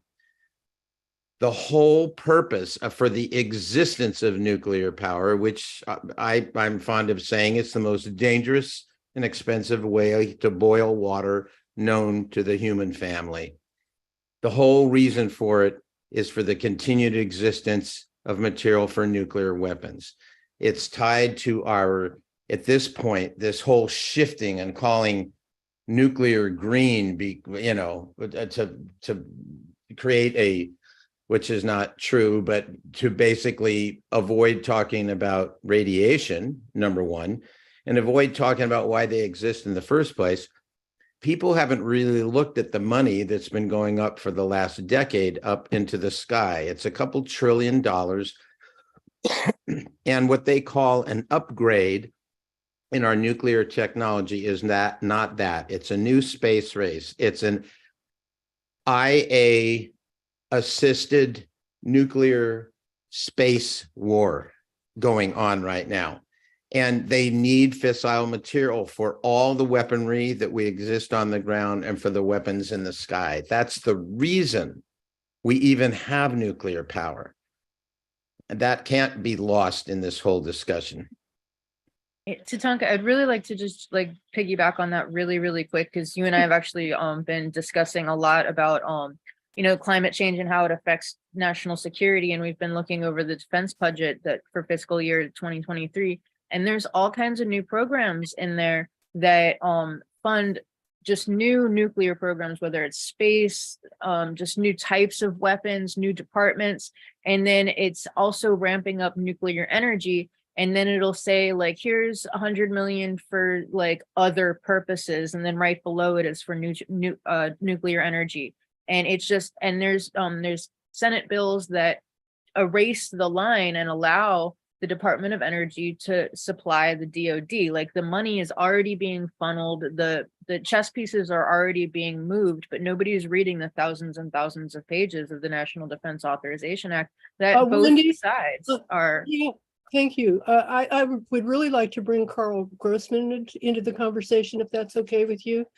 If you just finish up and then let's hear. Yeah, I'd love to hear from him too. I was just finishing, and that was my point. But thank you for that. I just want to, before I give the floor to Professor Grossman, I just want to say that Tatanka, you may have noticed that in their move to abrogate the agreement to shut down the Diablo Canyon nuclear power plant, there were groups like Mothers for Green Nuclear Power who testified, and they seem to have the ear of very influential Democrats who controlled the legislature in the state of California. But I had asked Carl to unmute, and you're having a conversation. I'm going to ask you again, Carl, to unmute because for some reason you're muted again. And try again. Oh, I think I stepped on that. One more time, I'm gonna click ask to unmute, and now, Carl, please give it a try and see if we can get your mic going. We don't have it yet. Try again.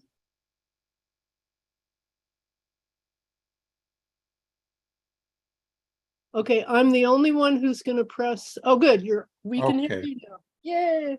Yeah, well, this is a subject I know pretty well. I did a documentary. In fact, you can view it 30 years ago in 1993 called 3 Mile Island Revisited. It starts, so if it's on the website of my nonprofit video company, Enviro Video, just go to envirovideo.com and go to the documentary page, and you can watch 3 Mile Island Revisited. And I begin it standing in front of the two nuclear power plants in the background, saying the nuclear industry claims no one died at the accident, and I point to the 3 Mile Island 2 and so forth. But don't tell that to the people in Goldsboro. This is the town where the nuclear plants are. And then I get into how there was a cancer epidemic. Essentially, it's what Heidi has now done without all this chromosomal research and so forth. Again, it was 30 years ago. I interview a variety of people, including one woman who, the deal was that the utility settled these lawsuits one after another, but with essentially a gag order that people wouldn't be able to talk about what they got the $1 million for. But one woman decided to do it. She was pregnant at the time of the accident, and her child was born with Down syndrome. And that's about 3 or 4 minutes of the documentary, as this poor little kid, you can hear him in the background, talking about the damage done to her life and to her family and to her son.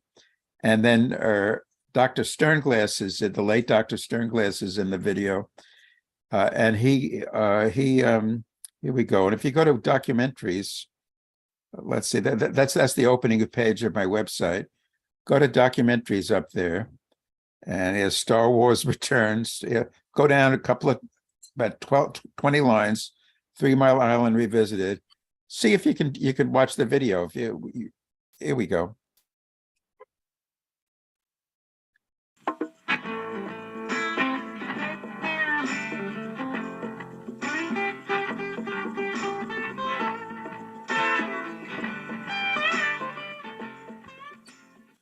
On March 28, 1979, Unit 2 of the 3 Mile Island nuclear power plant, located just 10 miles southeast of Harrisburg, Pennsylvania, came within 30 minutes of a core meltdown.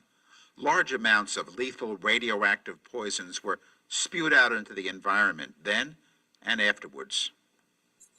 The nuclear industry says that nobody died because of the accident back there at 3 Mile Island, but don't tell that to the people here in Goldsboro or others living in what's become a valley of death surrounding 3 Mile Island. This is in my neighborhood. Just put it up like this. Right here. This is a rose, a wild rose that had a bud with a full set of leaves growing out of the center.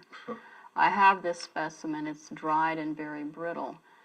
This is a zinnia from Lancaster County, which is a classic color mutation. And this is the same plant. This is one plant, and you can see the stalk is about 3 inches wide and flat. And it had abnormal centers that grew like a caterpillar. This is the normal flower here, and there were about 3 on the one plant that were quite large.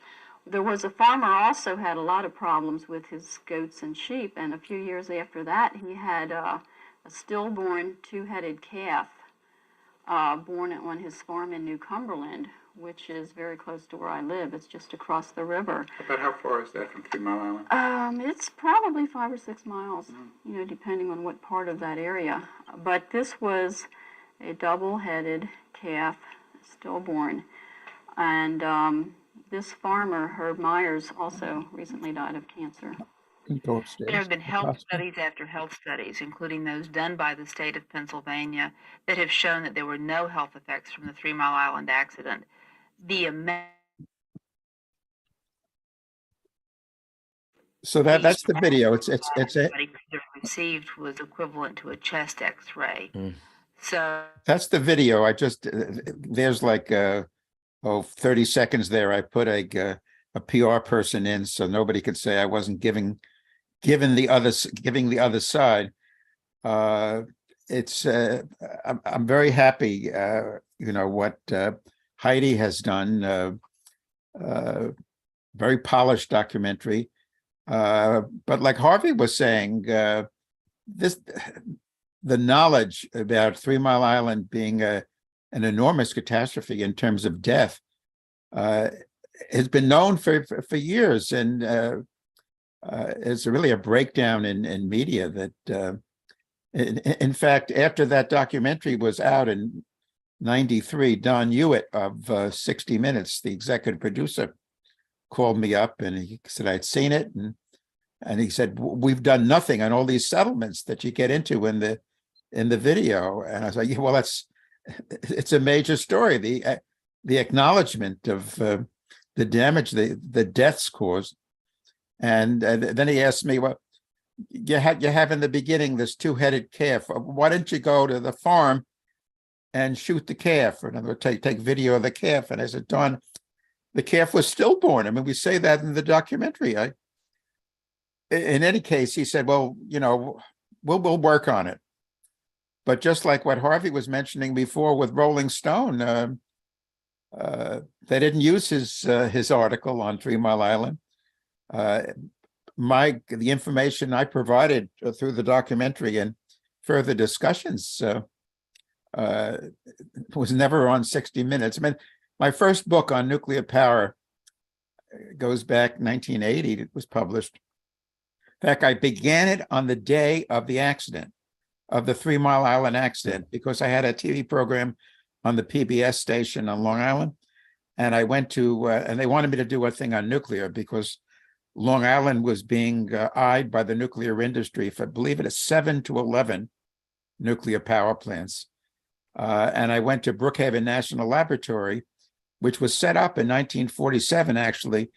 It comes out of the Manhattan Project, basically. They wanted, after the war, a lab would focus on developing civilian uses of nuclear technology. And so these folks at Brookhaven Lab, I mean, they love nuclear. They call themselves Nukies. And I went over there with my crew and asked about the problems of nuclear power. And these, with a straight face, these nuclear engineers looked into the camera and said, no, these machines are so redundant in terms of safety. Maybe every couple of 100 years, you might have a minor accident. And then just a few years later, I was actually out on a story and I was checking my answering machine, and there were messages about the meltdown. And at that point, I said, man, these scientists were attempting to bamboozle me and my viewers, and I have to sit down and do a book, which I did, called Cover Up What You're Not Supposed to Know about nuclear power. Carl, yep. Can I just say that, speaking of cover-ups, about 5 years ago, I was hearing from a lot of people who were interested in this issue that CBS had been claiming copyright infringement for anyone who had a video of Cronkite announcing the accident at 3 Mile Island.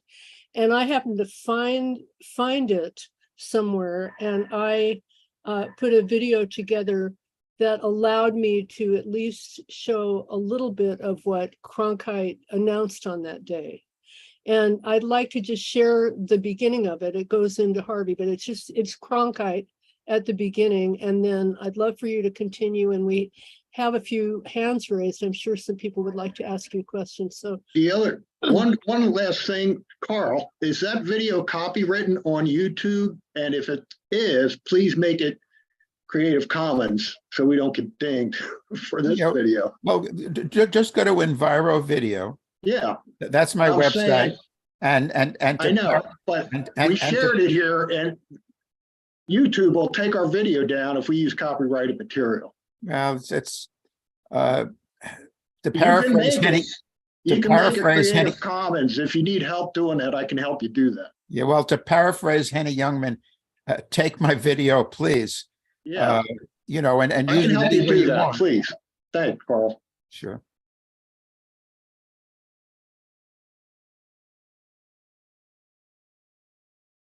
Do we want to get questions in? Just a second here.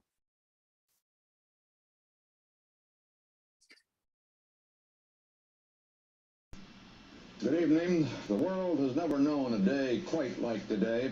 It faced the considerable uncertainties and dangers of the worst nuclear power plant accident of the atomic age. And the horror tonight is that it could get much worse. It is not an atomic explosion that is feared. The experts say that is impossible. But the specter was raised of perhaps the next most serious kind of nuclear catastrophe, a massive release of radioactivity. The Nuclear Regulatory Commission cited that possibility with an announcement that, while it is not likely, the potential is there for the ultimate risk of a meltdown at the 3 Mile Island atomic power plant outside Harrisburg, Pennsylvania. So is that under fair use? Well, I can explain that later, but it was kind of complicated the way I managed to be able to use that. But what the American Journal of Public Health reported in March of 1982 was that mortality went up. So I'm gonna unshare now, and perhaps we can go to some questions. Just let me also stress in that documentary, and I suggest people watch it. It's a half an hour piece, but the smoking gun, in fact, beyond all these settlements and so forth, was Dr. Jay Gould, the late Dr. Jay Gould, who started the Radiation and Public Health Project, and Ernest Sternglass. They're sitting in the documentary with me, and what they use is statistical evidence. Jay Gould, PhD in statistics, and they look at mortality wherever the fallout from 3 Mile Island went. And look at what would be the expected death rate and what was, in fact, the death rate in the years following the 3 Mile Island accident. And I mean, they conclude it's comparable to what happened at Chernobyl based on the work of Dr. Alexei Yablokov's book. He did it with, Harvey was mentioning it before, 845,000 deaths as a result of the Chernobyl accident. That was up to the point that they did this book. And Dr. Sternglass and Dr. Gould, they concluded 1 million people died as a result of the 3 Mile Island accident. I mean, again, the lack of knowledge of this catastrophe here in the United States, and it just, but my book Cover Up, I'll just mention, begins, you have not been told about nuclear power, you've not been informed. This has been done on purpose, that those in the nuclear industry and nuclear promoters in government know the accidents will happen. And I go on, but besides 3 Mile Island, at that point in 1980, there were others. This is before Chernobyl, of course, 10 years before. Then I go on, and the book is interesting. In fact, if anybody wants a copy of the book, the Cover Up book, just go to my website, carlgrossman.com, and just hit the button where it says books, because I couldn't get a major publisher to publish the book. And I had a literary agent from out here in the Hamptons, very hot, and she couldn't believe it. She came back a few months later after I began putting together a manuscript, saying that the big publishing houses said nobody would be interested in a few months. So in any case, after Fukushima, the independent publisher who put out the book said, hey, they got to be interested now. Let's do a new version of the book, an update with Chernobyl, 3 Mile Island, and Fukushima. And I began doing an update. Same thing happened. And this is what, a decade ago. And so what finally occurred was that the publisher put the new edition together, put it on their website and my own website. And what anybody could do is just go to books on my website, hit the button, and you can download the whole book for free. And why the book, even though it's old, from 1980, I think is useful, is in trying to figure out how to do a book on this with all the baloney, all the BS. I figured, let me use facsimiles of government and corporate documents, just reprint them in the book, so it isn't my word, my narrative, as opposed to the nuclear Pinocchios.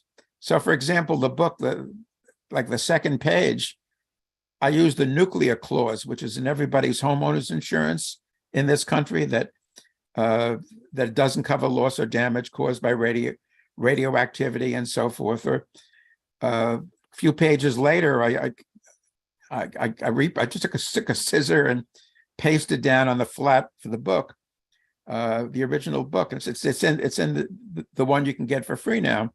A line from the WASH 740 update, done at Brookhaven National Laboratory, which says that a major accident could, I forget if the use of whether the word destroy or something like destroy, an area the size of the state of Pennsylvania, or impact, which is 10 years before the 3 Mile Island accident. So the book is full of facsimile documents, can serve as a handbook in challenging nuclear. Again, get it for free. It's just go to carlgrossman.com, hit books, download it. And I think even here in 2023, as the nuclear industry pushes with the big excuse now, Tatanka was talking about too cheap to meter. The big baloney now is that it's needed to deal with climate change. And in fact, nuclear plants, the nuclear fuel cycle is carbon intensive, mining, milling, enrichment, and nuclear plants actually themselves emit carbon 14. So it's just the continuation of the baloney. I think it would be great to go to Hans soon. Thank you so much, Carl, for this. And I do, before we close out, after we take the questions, I think it would just be really important. There's a leak happening in Minnesota that we just found out that they're covering up. We just got word that in Ohio, the independent test results came back and there's 14 times the safe amount of dioxin, and they're just lying. And you mentioned the non-disclosure agreements, and that's kind of playbook that happened in the Gulf Coast. It happened in 9/11, which was weird that people got settlements, but anytime they take any kind of compensation to make up for the lives that they lost, they have to sign a non-disclosure agreement saying they will never talk about it again. And it's these companies that cause the destruction that is controlling the quote cleanup and the regulation of it. And you just bring up some amazing points, and I really appreciate your reporting. So well, in this situation, organizing and action is so important. But if people know the facts, fortunately, I was able, because I have a column in a lot of these Long Island newspapers, and I was on TV on Long Island.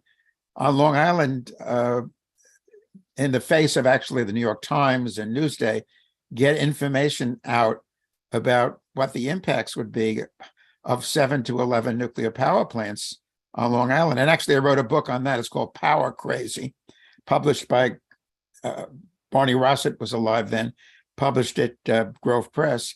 And now it isn't just my doing. There's a great grassroots movement on Long Island, but knowledge was so important for people to get.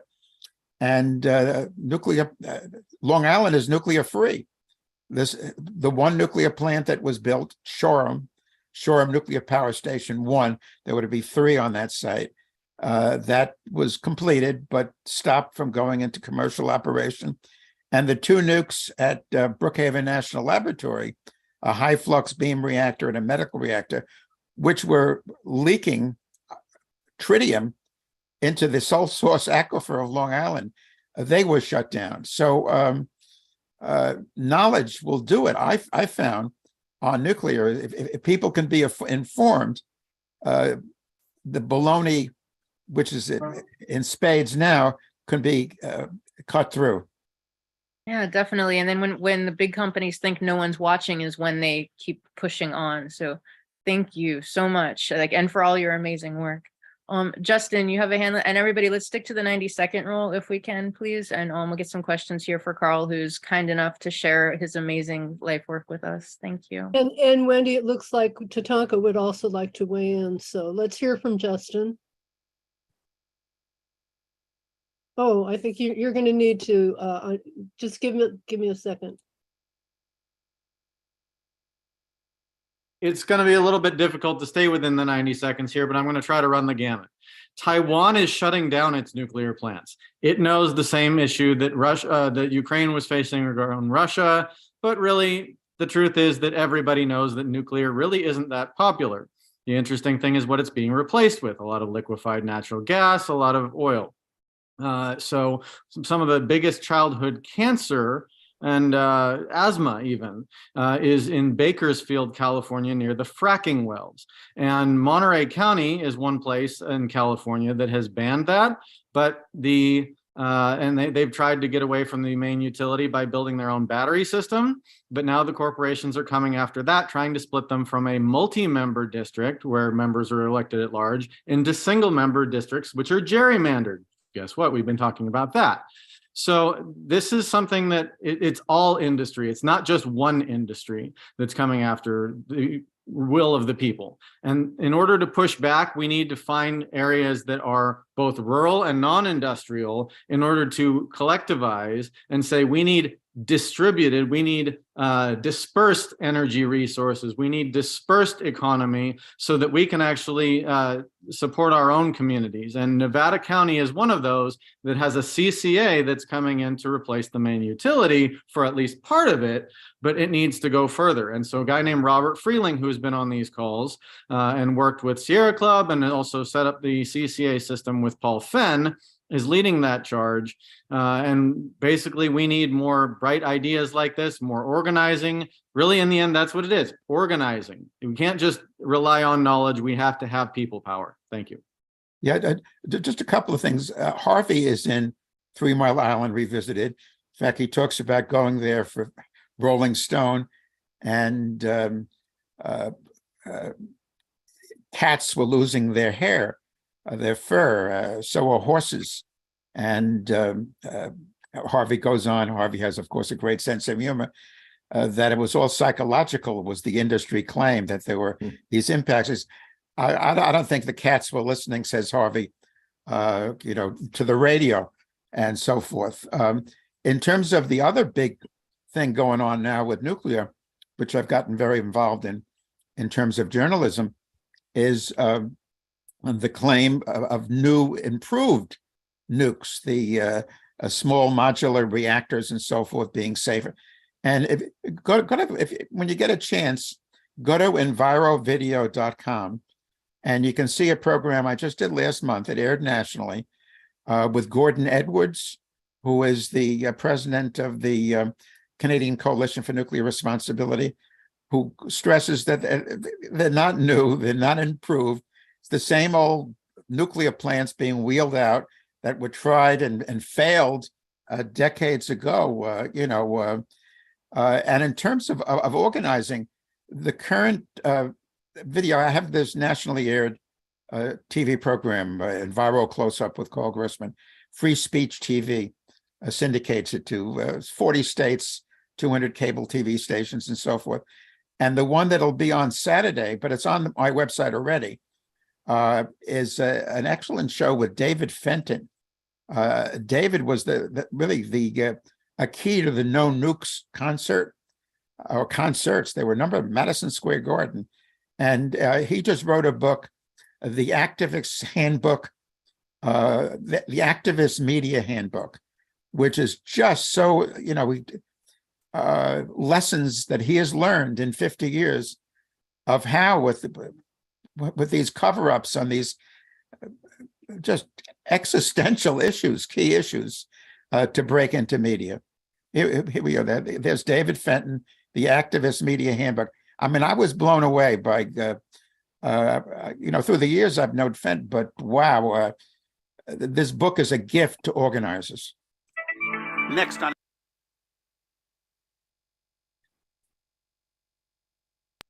Thank you, Carl. Thanks. Jeffrey, very quickly, my friend, very quickly. We heard, Wendy, we heard from Jeffrey earlier. Paul is next up. And we also want to hear from Tatanka, but we heard from Jeffrey earlier today. I don't know if you were on yet. Well, this is about, well, what I'm going to say involves the topic. Oh, okay. Jeffrey, very, very, very quickly. All right. But first off, we share the links that with those YouTube videos first off. And now here's the thing I want to say. There's a person that we should be using as a battle cry. Remember Hisashi Oichi, the man who got the most radioactive dosage in an accident. We could use him as a message to say why we should have these nuclear plants shut down so we don't wind up like him. And for those who don't know him, look him up about Thank his. you. You can go ahead and put a link in the chat for us if you can. That's a really great point, Jeffrey. Thank you for bringing it up, buddy. Okay. Can we hear from Paul now, Paul Newman? Sure. It's just a quick one. Have we quantified Fukushima's damage as far as people getting sick and dying? Carl, maybe you know, or Tonka? Or... No, the cover-ups on Fukushima, and now we're talking Japan, and I mean, just let me insert here that after Westinghouse's nuclear division, just essentially went belly up, who came in to acquire that Westinghouse nuclear division, but a Japanese corporation. Then another one partnered with GE and its nuclear. So now the 80%, 75 to 80% of nuclear power plants worldwide are of GE and or Westinghouse design or manufacture. And now these are Japanese brands. So the cover up in Japan in terms of nuclear is enormous. And as to whether there'll be honest reporting done in terms of the impacts, the consequences out of Japan, in Japan, I mean, you can see what's happened. Decades and decades go by. Thank you, Paul. Did you have a follow-up? Well, just real quickly. And they were breeder. Is that a Fukushima was a breeder reactor? No. Fukushima were GE Mark I reactors. In fact, the same model that was to be built on Long Island Shoreham was a GE Mark I. Breeder reactors, I mean, are even more dangerous because a nuclear power plant can undergo a steam explosion. That's all detailed in cover-up. And in fact, the nuclear scientist who vetted every word in cover-up, Dr. Richard Webb, PhD in nuclear physics and so forth, he explains how a nuclear power plant can undergo a steam explosion by control rods going out of control and a heat up in the but a breeder reactor, here you're talking about actually a full-scale nuclear explosion. So no, it wasn't a breeder. Thankfully, it wasn't a breeder. And Tatanka, did you want to speak now, or shall we? Yeah. I would like to just say a couple things, and you might have something to say about it, Carl. Those of us that are older remember the Lockheed and the Westinghouse and GE engineers that refused to work because they were pressured by the company to put out defective reactors. So it's not just that what we're facing in Diablo Canyon and around the world is old and embrittled. There's an industry tendency to push these things out even when they're not safe. And these were important whistleblowers that got involved and went to Chernobyl later, et cetera. So there's that. Sarah Nelson found out, I mean, this is a coordinated PR program that's been going on our entire adult lives by the industry. And I was always curious why there's any interest of young people in their 20s and 30s, especially about these, quote, new, smaller nuclear reactors. And she found out that there was a national program. They all heard about it in junior high or high school when the industry, when teachers after 9/11 and during, you know, the 10 or 15 years out of that, after that, were having to put their own money into materials because, you know, things were so bad. There were materials that the nuclear industry provided to every high school social studies department to teach a course. I mean, they had the slick brochures, they had the study plans, they had it all done. They just put it in the teacher's hands. So these kids got educated in our schools, and I never heard about this before, on the blessings and the safety and the wonder of these new nuclear power plants. So, I mean, there are many other things I like to bring up, but, you know, what comment you have about the ongoing role of the PR of the nuclear and the extractive industries that, I mean, I heard about almost 50 years ago from an SRI person who told me what the future was going to be, that by 2020, the oil companies and the nuclear giants intended to own all the energy in the world. That was the plan way back in the 70s. Yeah, what you're mentioning about Dale Bridenbauer and Greg Minor, these three senior nuclear engineers at GE who testified before Congress about how nuclear power presents a deadly threat to survival. I mean, these are out of the nuclear division of GE. And oh wow!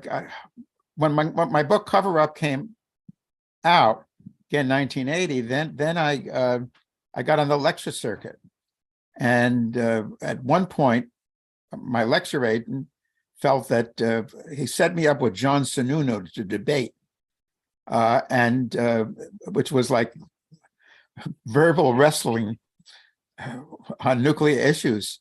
And Sununu took the position, look, I'm an engineer, and you're just a journalist. And then I insisted after that first debate, remember it was a Tufts where Sununu was an administrator, I need to show the documents. And if people see the documents, like when I do presentations, often I'll just show the NRC has put together an interest, this is years ago, projection of cancer deaths and so forth and so on from every nuclear power plant in the country. And I show, you know, I show that. Again, this is one of those issues that if people knew the facts, they would just, and these days, I mean, in Cover Up, I have a chapter about alternatives. And at that time, they were somewhat limited. Solar and wind were the early stages. But these days, well, as I mentioned at our last call, this great new book, No Miracles Needed, that technology that's available today can provide all the energy that green, safe, clean energy we can live with. And it's not a technological issue. It's a political issue and an informational issue.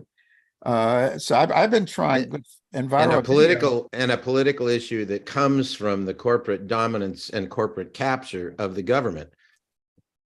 Yeah, no one has ever accused me of being a conservative, but government is up to its neck in all this too. I mean,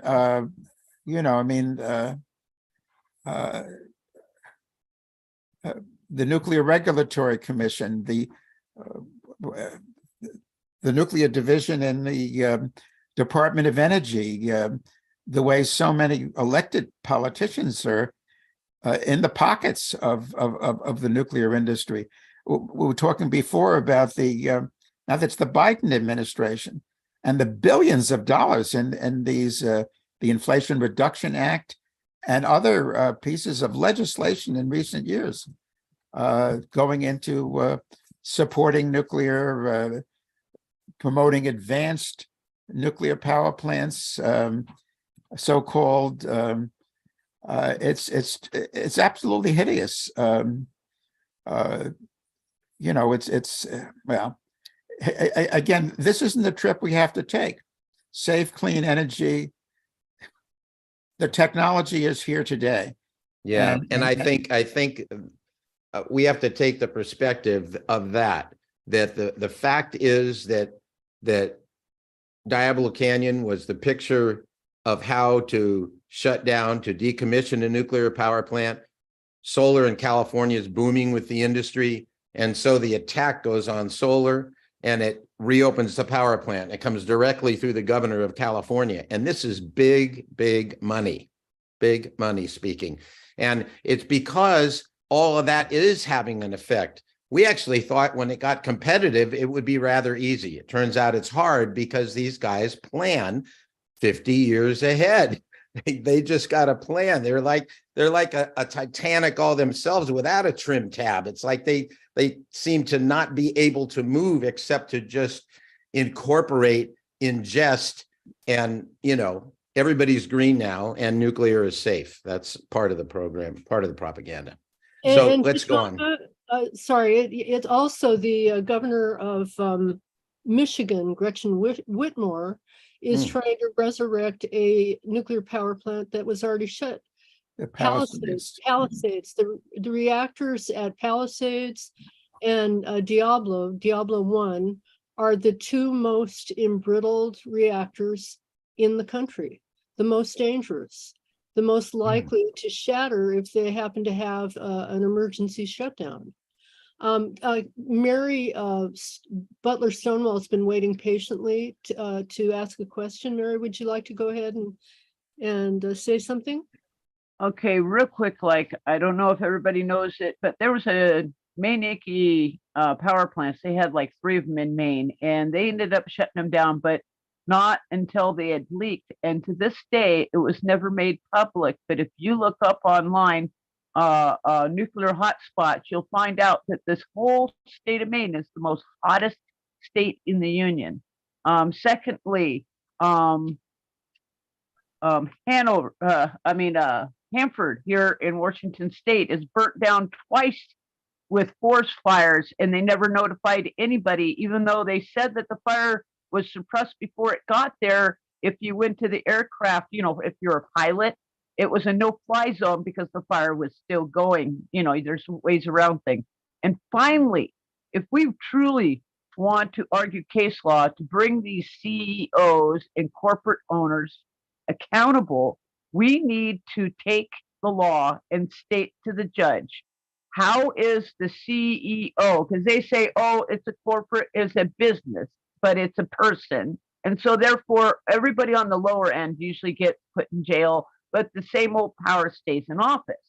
I say, aren't they no different than a getaway driver, whether it was a car sitting on the side of the road and the person jumps in and says, hey, pull out now, you're my getaway driver, or you're out there purposely waiting to be the getaway driver. For you to say, I didn't know that they were going to shoot that person in the bank, you're still accountable, guilty by association, and you still have to serve time for murder. So why don't they serve time for murder? That's what we need to have a lawyer argue, is that CEOs are no different than the getaway driver. Thank you, Mary. Yeah, and that slide that was shown before with John Goffman's words, John Goffman, and decades ago now, so sad he's passed because he was so brilliant. And Poison Power, his book, is an absolute classic.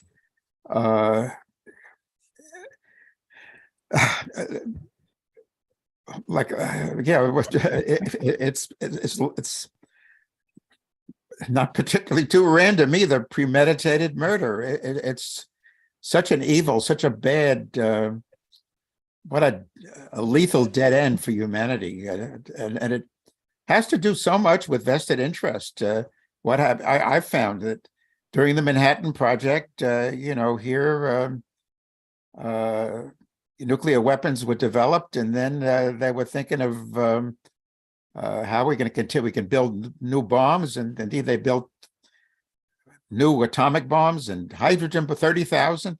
But what else can we do with nuclear technology to perpetuate our contracts? And Westinghouse and GE were major contractors during the Manhattan Project. So then comes the notion of just what was mentioned before, which is used in Cover-Up, the most dangerous way to boil water. That's a line I use in Cover-Up. And actually the original the plans for the original nuclear reactors, and one of my slides shows that. It's a Sunuda didn't like this slide at all, talks about dual purpose reactors that produce plutonium for weapons, and as a byproduct, provide electricity. That's the original scheme, just what was mentioned before, dual purpose reactors. Carl, yeah, I'm sorry. Paul asked this earlier. I thought that one of the reactors at Fukushima was producing plutonium, but I'm wrong about that? I think Paul asked about that as well. Well, any nuclear power plant produces hundreds of pounds of plutonium per year. I mean, we're talking about it. All that occurs is that the uranium-238, which isn't fissile, picks up a neutron and then transforms to plutonium-239. I mean, that happens in any nuclear power plant. I thought it was mostly cesium, but that's if it goes critical. The radioactive cesium and strontium-90, and that's after it goes critical, I guess. Once fission occurs, what's fissile in a nuclear power plant is uranium-235. Right. And then you have the U-238, again, which picks up a neutron and changes to plutonium-239. The idea of a breeder reactor is that you start with plutonium, and I mean, those are beyond belief dangerous. But any nuclear power plant is a death machine. Again, and the origin has to do with nuclear weaponry and vested interest. And just let me mention on the issue of again, no one has ever accused me of being a conservative, and for the left to accurately talk about corporations whose bottom line is the only thing important, doesn't matter how much destruction is caused or lives lost, that's true. But Dr. Alexei Yablokov, who was the environmental advisor to Yeltsin and to Gorbachev, he had me come to Russia to speak on these issues. And there, I mean, until the fall of communism in 1989, you can't blame that on capitalism. And what I saw, I ended up in Russia giving talks, 7 trips all over the place. Last one was Siberia. I mean, there, just to explain what happened in the former Soviet Union, like our nuclear nightmare begins with this letter from Albert Einstein to Franklin D. Roosevelt, concerned about fission being done in late 1938 in Germany and how a nuclear weapon and so forth and so on. In the Soviet Union, it was a comparable situation where a Soviet physicist wrote a letter to Stalin. And then out of that comes, during the war, a nuclear establishment very much like we have in this country. Like we have the string of nuclear national laboratories. They have and it's more like, to me, it's more like, again, vested interest. In Russia, it wasn't profit making. It was to push a vested interest of these folks, like those scientists at Brookhaven National Laboratory who talk of themselves as nukies. It's that kind of thing in Russia. It's a cult really pushing nuclear power. I mean, obviously profit is a big issue, but vested interest is my last trip to Russia was in Tomsk in Siberia. I give it was a keynote speech at a conference of actually it was opponents to women opposing nuclear power from the U.S. and from Russia and former Soviet republics in Tomsk, which is a big nuclear city. I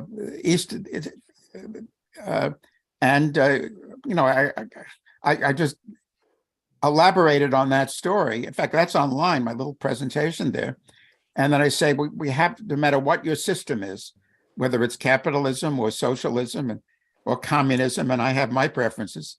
I don't adhere to greed as the basis of an economic system, being very wise, but no matter what your system, one must be ecocentric, life first. And nuclear technology is so anti-life. It's so destructive. And we've not seen the worst of it yet. We've not seen the worst of it yet, particularly because there's still discussion of breeder reactors. And again, now a proliferation of these small modular nuclear reactors. And now the big excuse, which with young people, and I'm a college professor, I have to deal with young people. I have the same problem. These kids have been brainwashed, believing, again, the new alibi, the new baloney, that it's necessary because of climate change, because nuclear power. I mean, you even see published, even in a paper like the New York Times, emission-free nuclear power. And they're not emission-free, and the nuclear fuel cycle is certainly not emission-free. Thank you, Carl. Ron Leonard, would you like to weigh in here? Yeah, I'll wing it.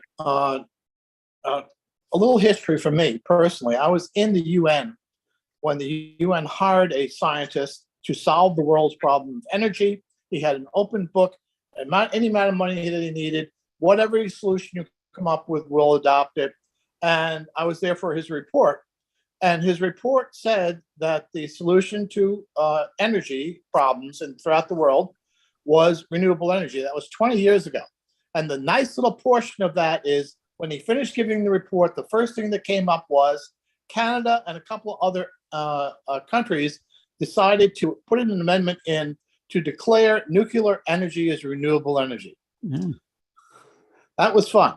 So a little point too, we now in New York State, where I am, are faced with the shutting down of Indian Point's power plants. My friend actually happened to be in charge of that entire process. And I had a foundation in the early 70s that was there exposing the foibles of Indian Point during the day. But now we have the last foible.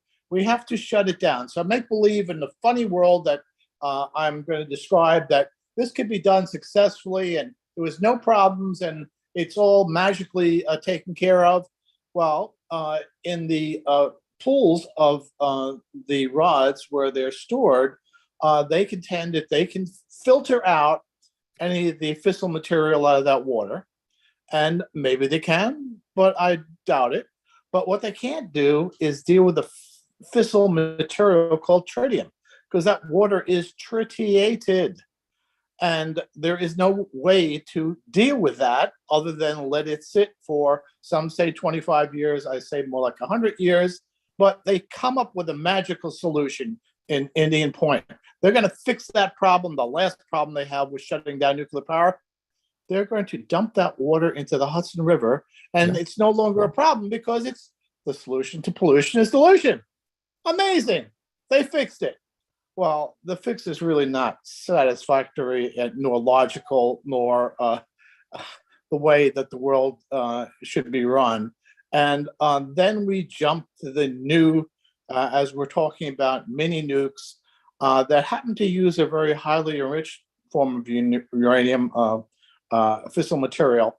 So far, most of that has only been available from a little place that we all hear about a lot, Russia. But they came up with the solution.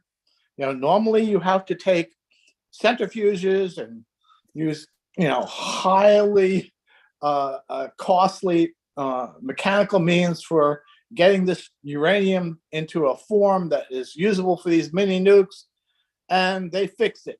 The fix is they came up with an idea, which they think they've proven, that they can use lasers to come up with this highly enriched fuel for these new reactors and not have to rely on Russia to get this. Get this. This new form of creating highly enriched uranium is cost effective and easy to do. Think about that for a second. If you happen to be someone, I don't know, in the Middle East that really didn't like us in the US and had this not so great material that they had to buy a lot of centrifuges for to enrich, maybe they don't have to do that anymore. That's not a good solution. That's not a good thing to promote. That's not a technology we want to promote.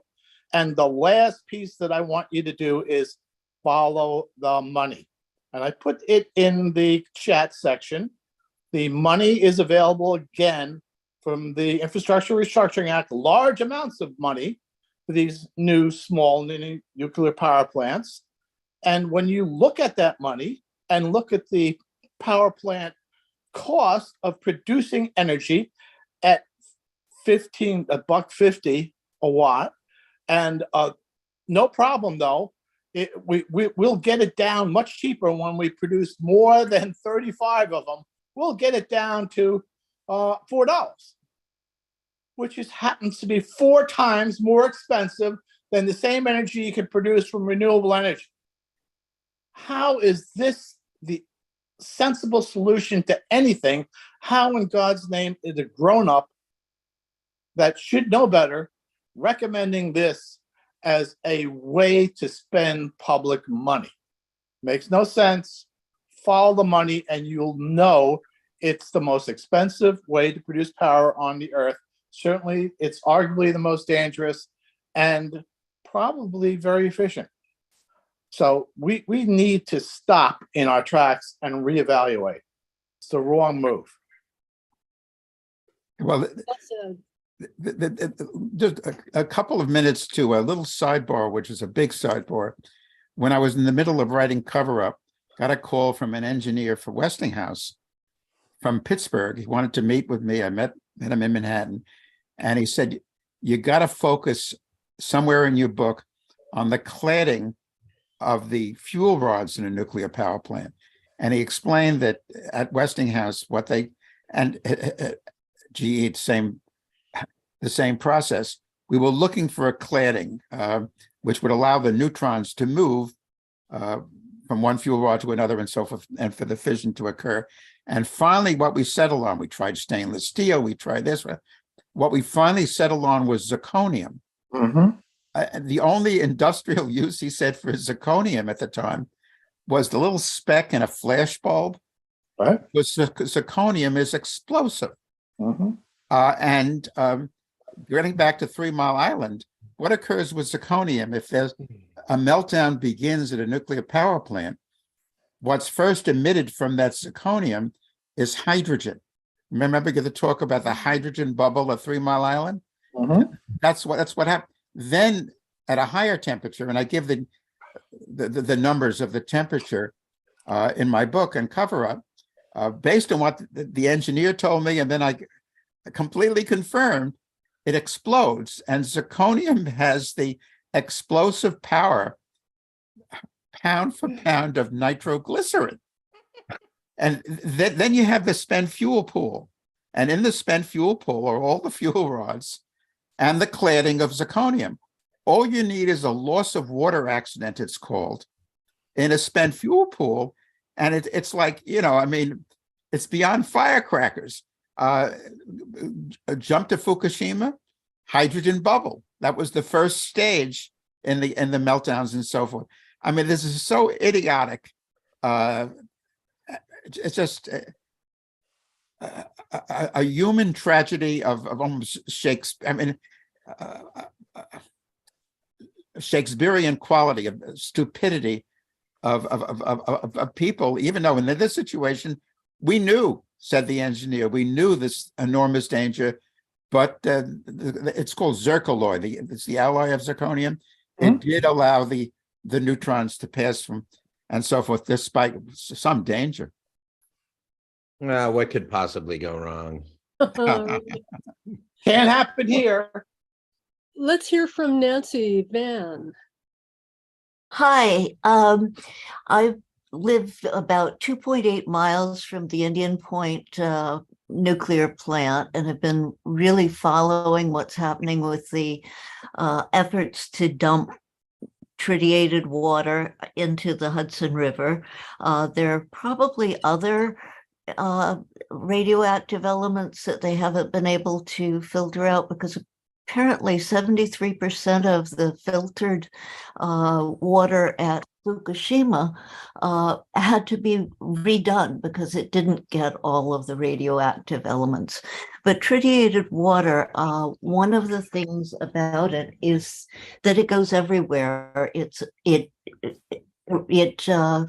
gets you from inside your body. Any place you have a glass of water with some tritium in it, it goes into all of your cells. It can cross the barrier into your brain. And I put in the chat some links to 2 forums that we had about that, and also to a couple of petitions and some letter writing. One is from Food and Water Watch and one is from Riverkeeper, but the change.org chat now has over 400,000 signatures opposing dumping this water into the Hudson River. And if you can go and, sign it yourself and circulate it to all of your friends, our goal is 500,000 signatures. And once you've got 500,000 signatures on something, it's pretty hard to ignore. So I put a lot of different links to the forums, to the two different petitions, and the letter writing from Riverkeeper, and to Riverkeeper's webinar about the tritium and the tritiated water. Arnie Gunderson was on the February 16th forum talking about tritium and how it reacts in your body. Mary Olson was on that forum talking about how women are subject to damage from radiation more than men, women, and children. I myself am a cancer survivor about 7 years after I moved next to the Indian Point plant. So please sign the petitions, and you can look at our forums and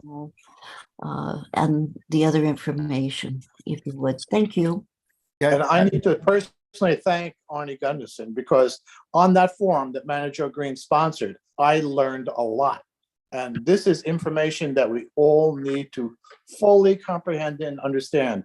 There is no way to filter or deal with tritiated water. Has to be stored for 100 years. And on tritium, this is something I just did yesterday, and you guys could do it. At Brookhaven Lab was mentioning before, they had these 2 reactors, and the tritium, they said it leaked from the reactors. I think it was discharged from the reactors, because those nukies at Brookhaven Lab didn't take tritium seriously. I mean, they told me, this is years ago, that, hey, tritium is used in exit signs, so what's the big deal? So it's in the Solstice aquifer.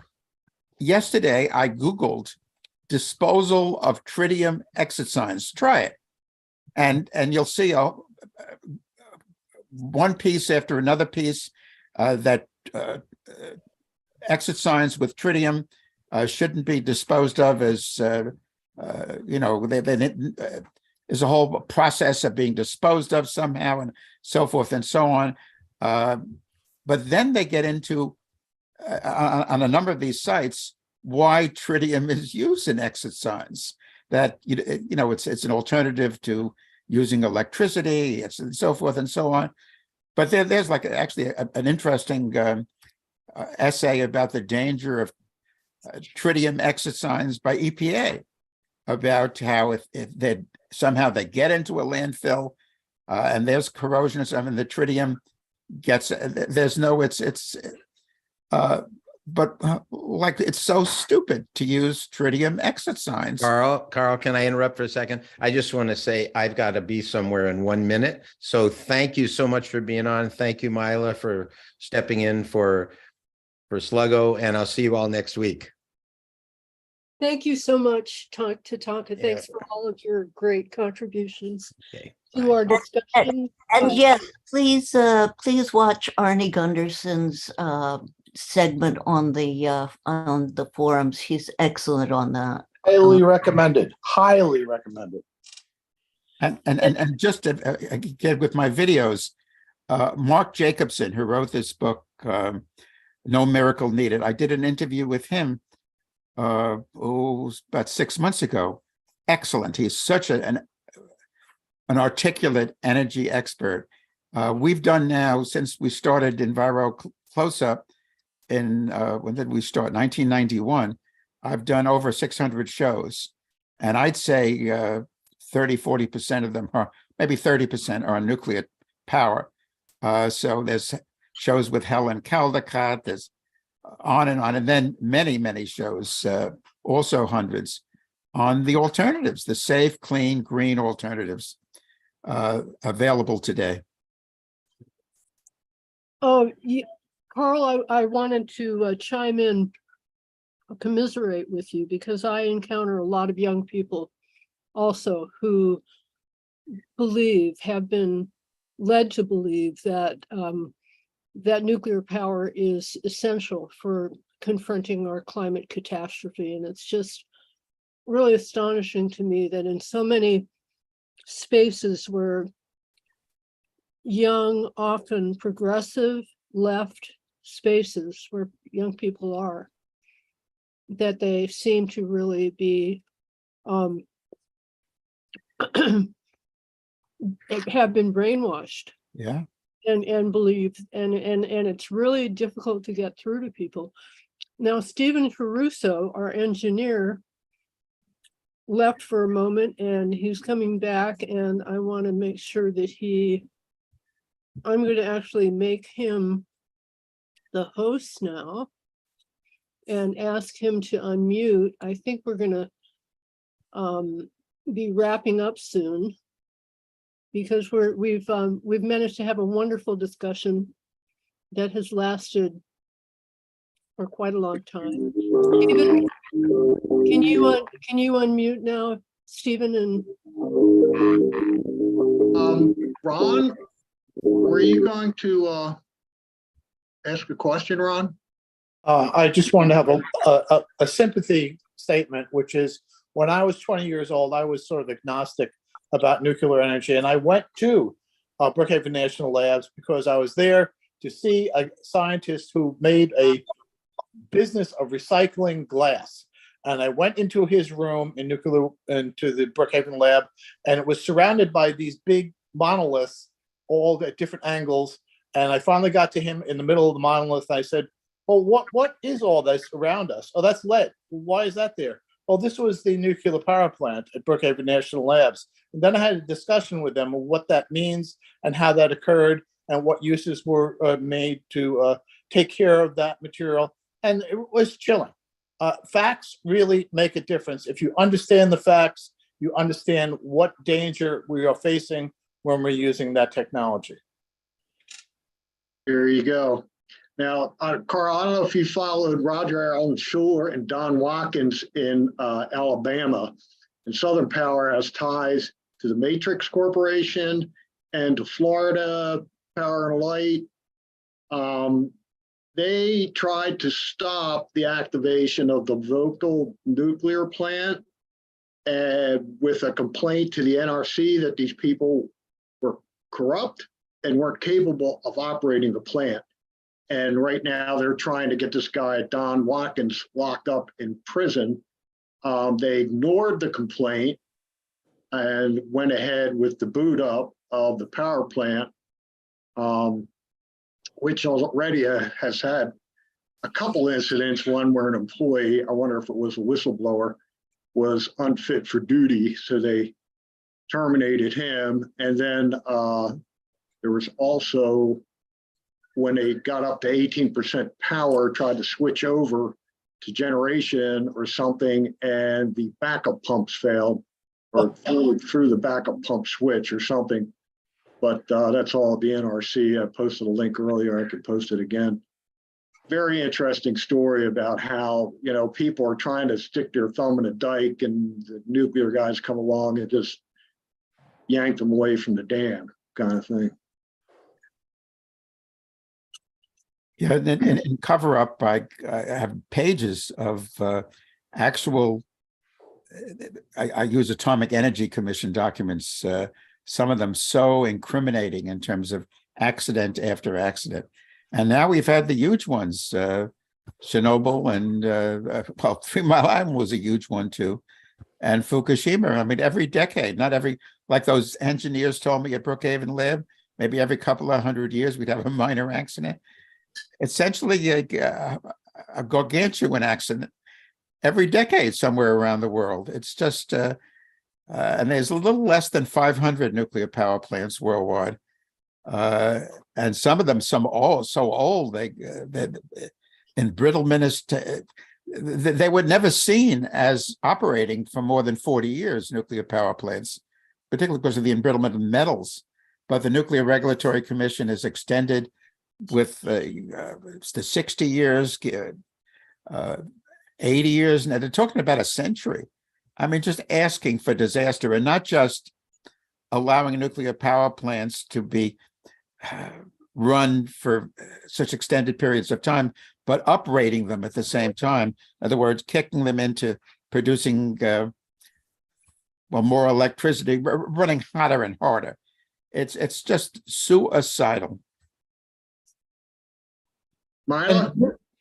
Nuclear power would be great, except for places like Texas. When they had a heat wave, the first thing they had to do was shut off the nuclear power plants because the cooling towers would not work. How is that a real great, efficient way of having power to our nation if the damn things don't work when we need them? And the costs. I mean, the phenomenal, the amount of billions and billions of dollars wasted on this trash science, literal trash. I mean, you know, it's just unbelievable how much has been wasted and how much the quality of life in this society could have been improved over the decades between that and war and the tools that they make for war. It's just unbelievable how much has been wasted. But New York State is actually giving $5 billion to keep 4 nuclear power plants running beyond their term. And the reason? Oh, we have 600 nuclear workers that we like to keep working, and we really need this power. Well, we don't need this power upstate. And if you gave every one of those 600 workers $1 million, it would be cheaper than spending the $5 billion of taxpayers' money. Yeah, it's actually in New York State, 7.6 billion going into allowing 4 nuclear power plants, old, uneconomical nuclear. I mean, Andrew Cuomo, under pressure, went for the shutdown of the Indian Point plants, but these upstate nuclear power plants allowed to, with a huge bailout, which everybody in the state, every person and every business is having to pay for. Just absolutely unbelievable, you know. But they got a good idea to use one of them to produce hydrogen. So you're going to take the most expensive and crazy form of electricity and then take water and crack it and make hydrogen out of it, and then run the hydrogen into another power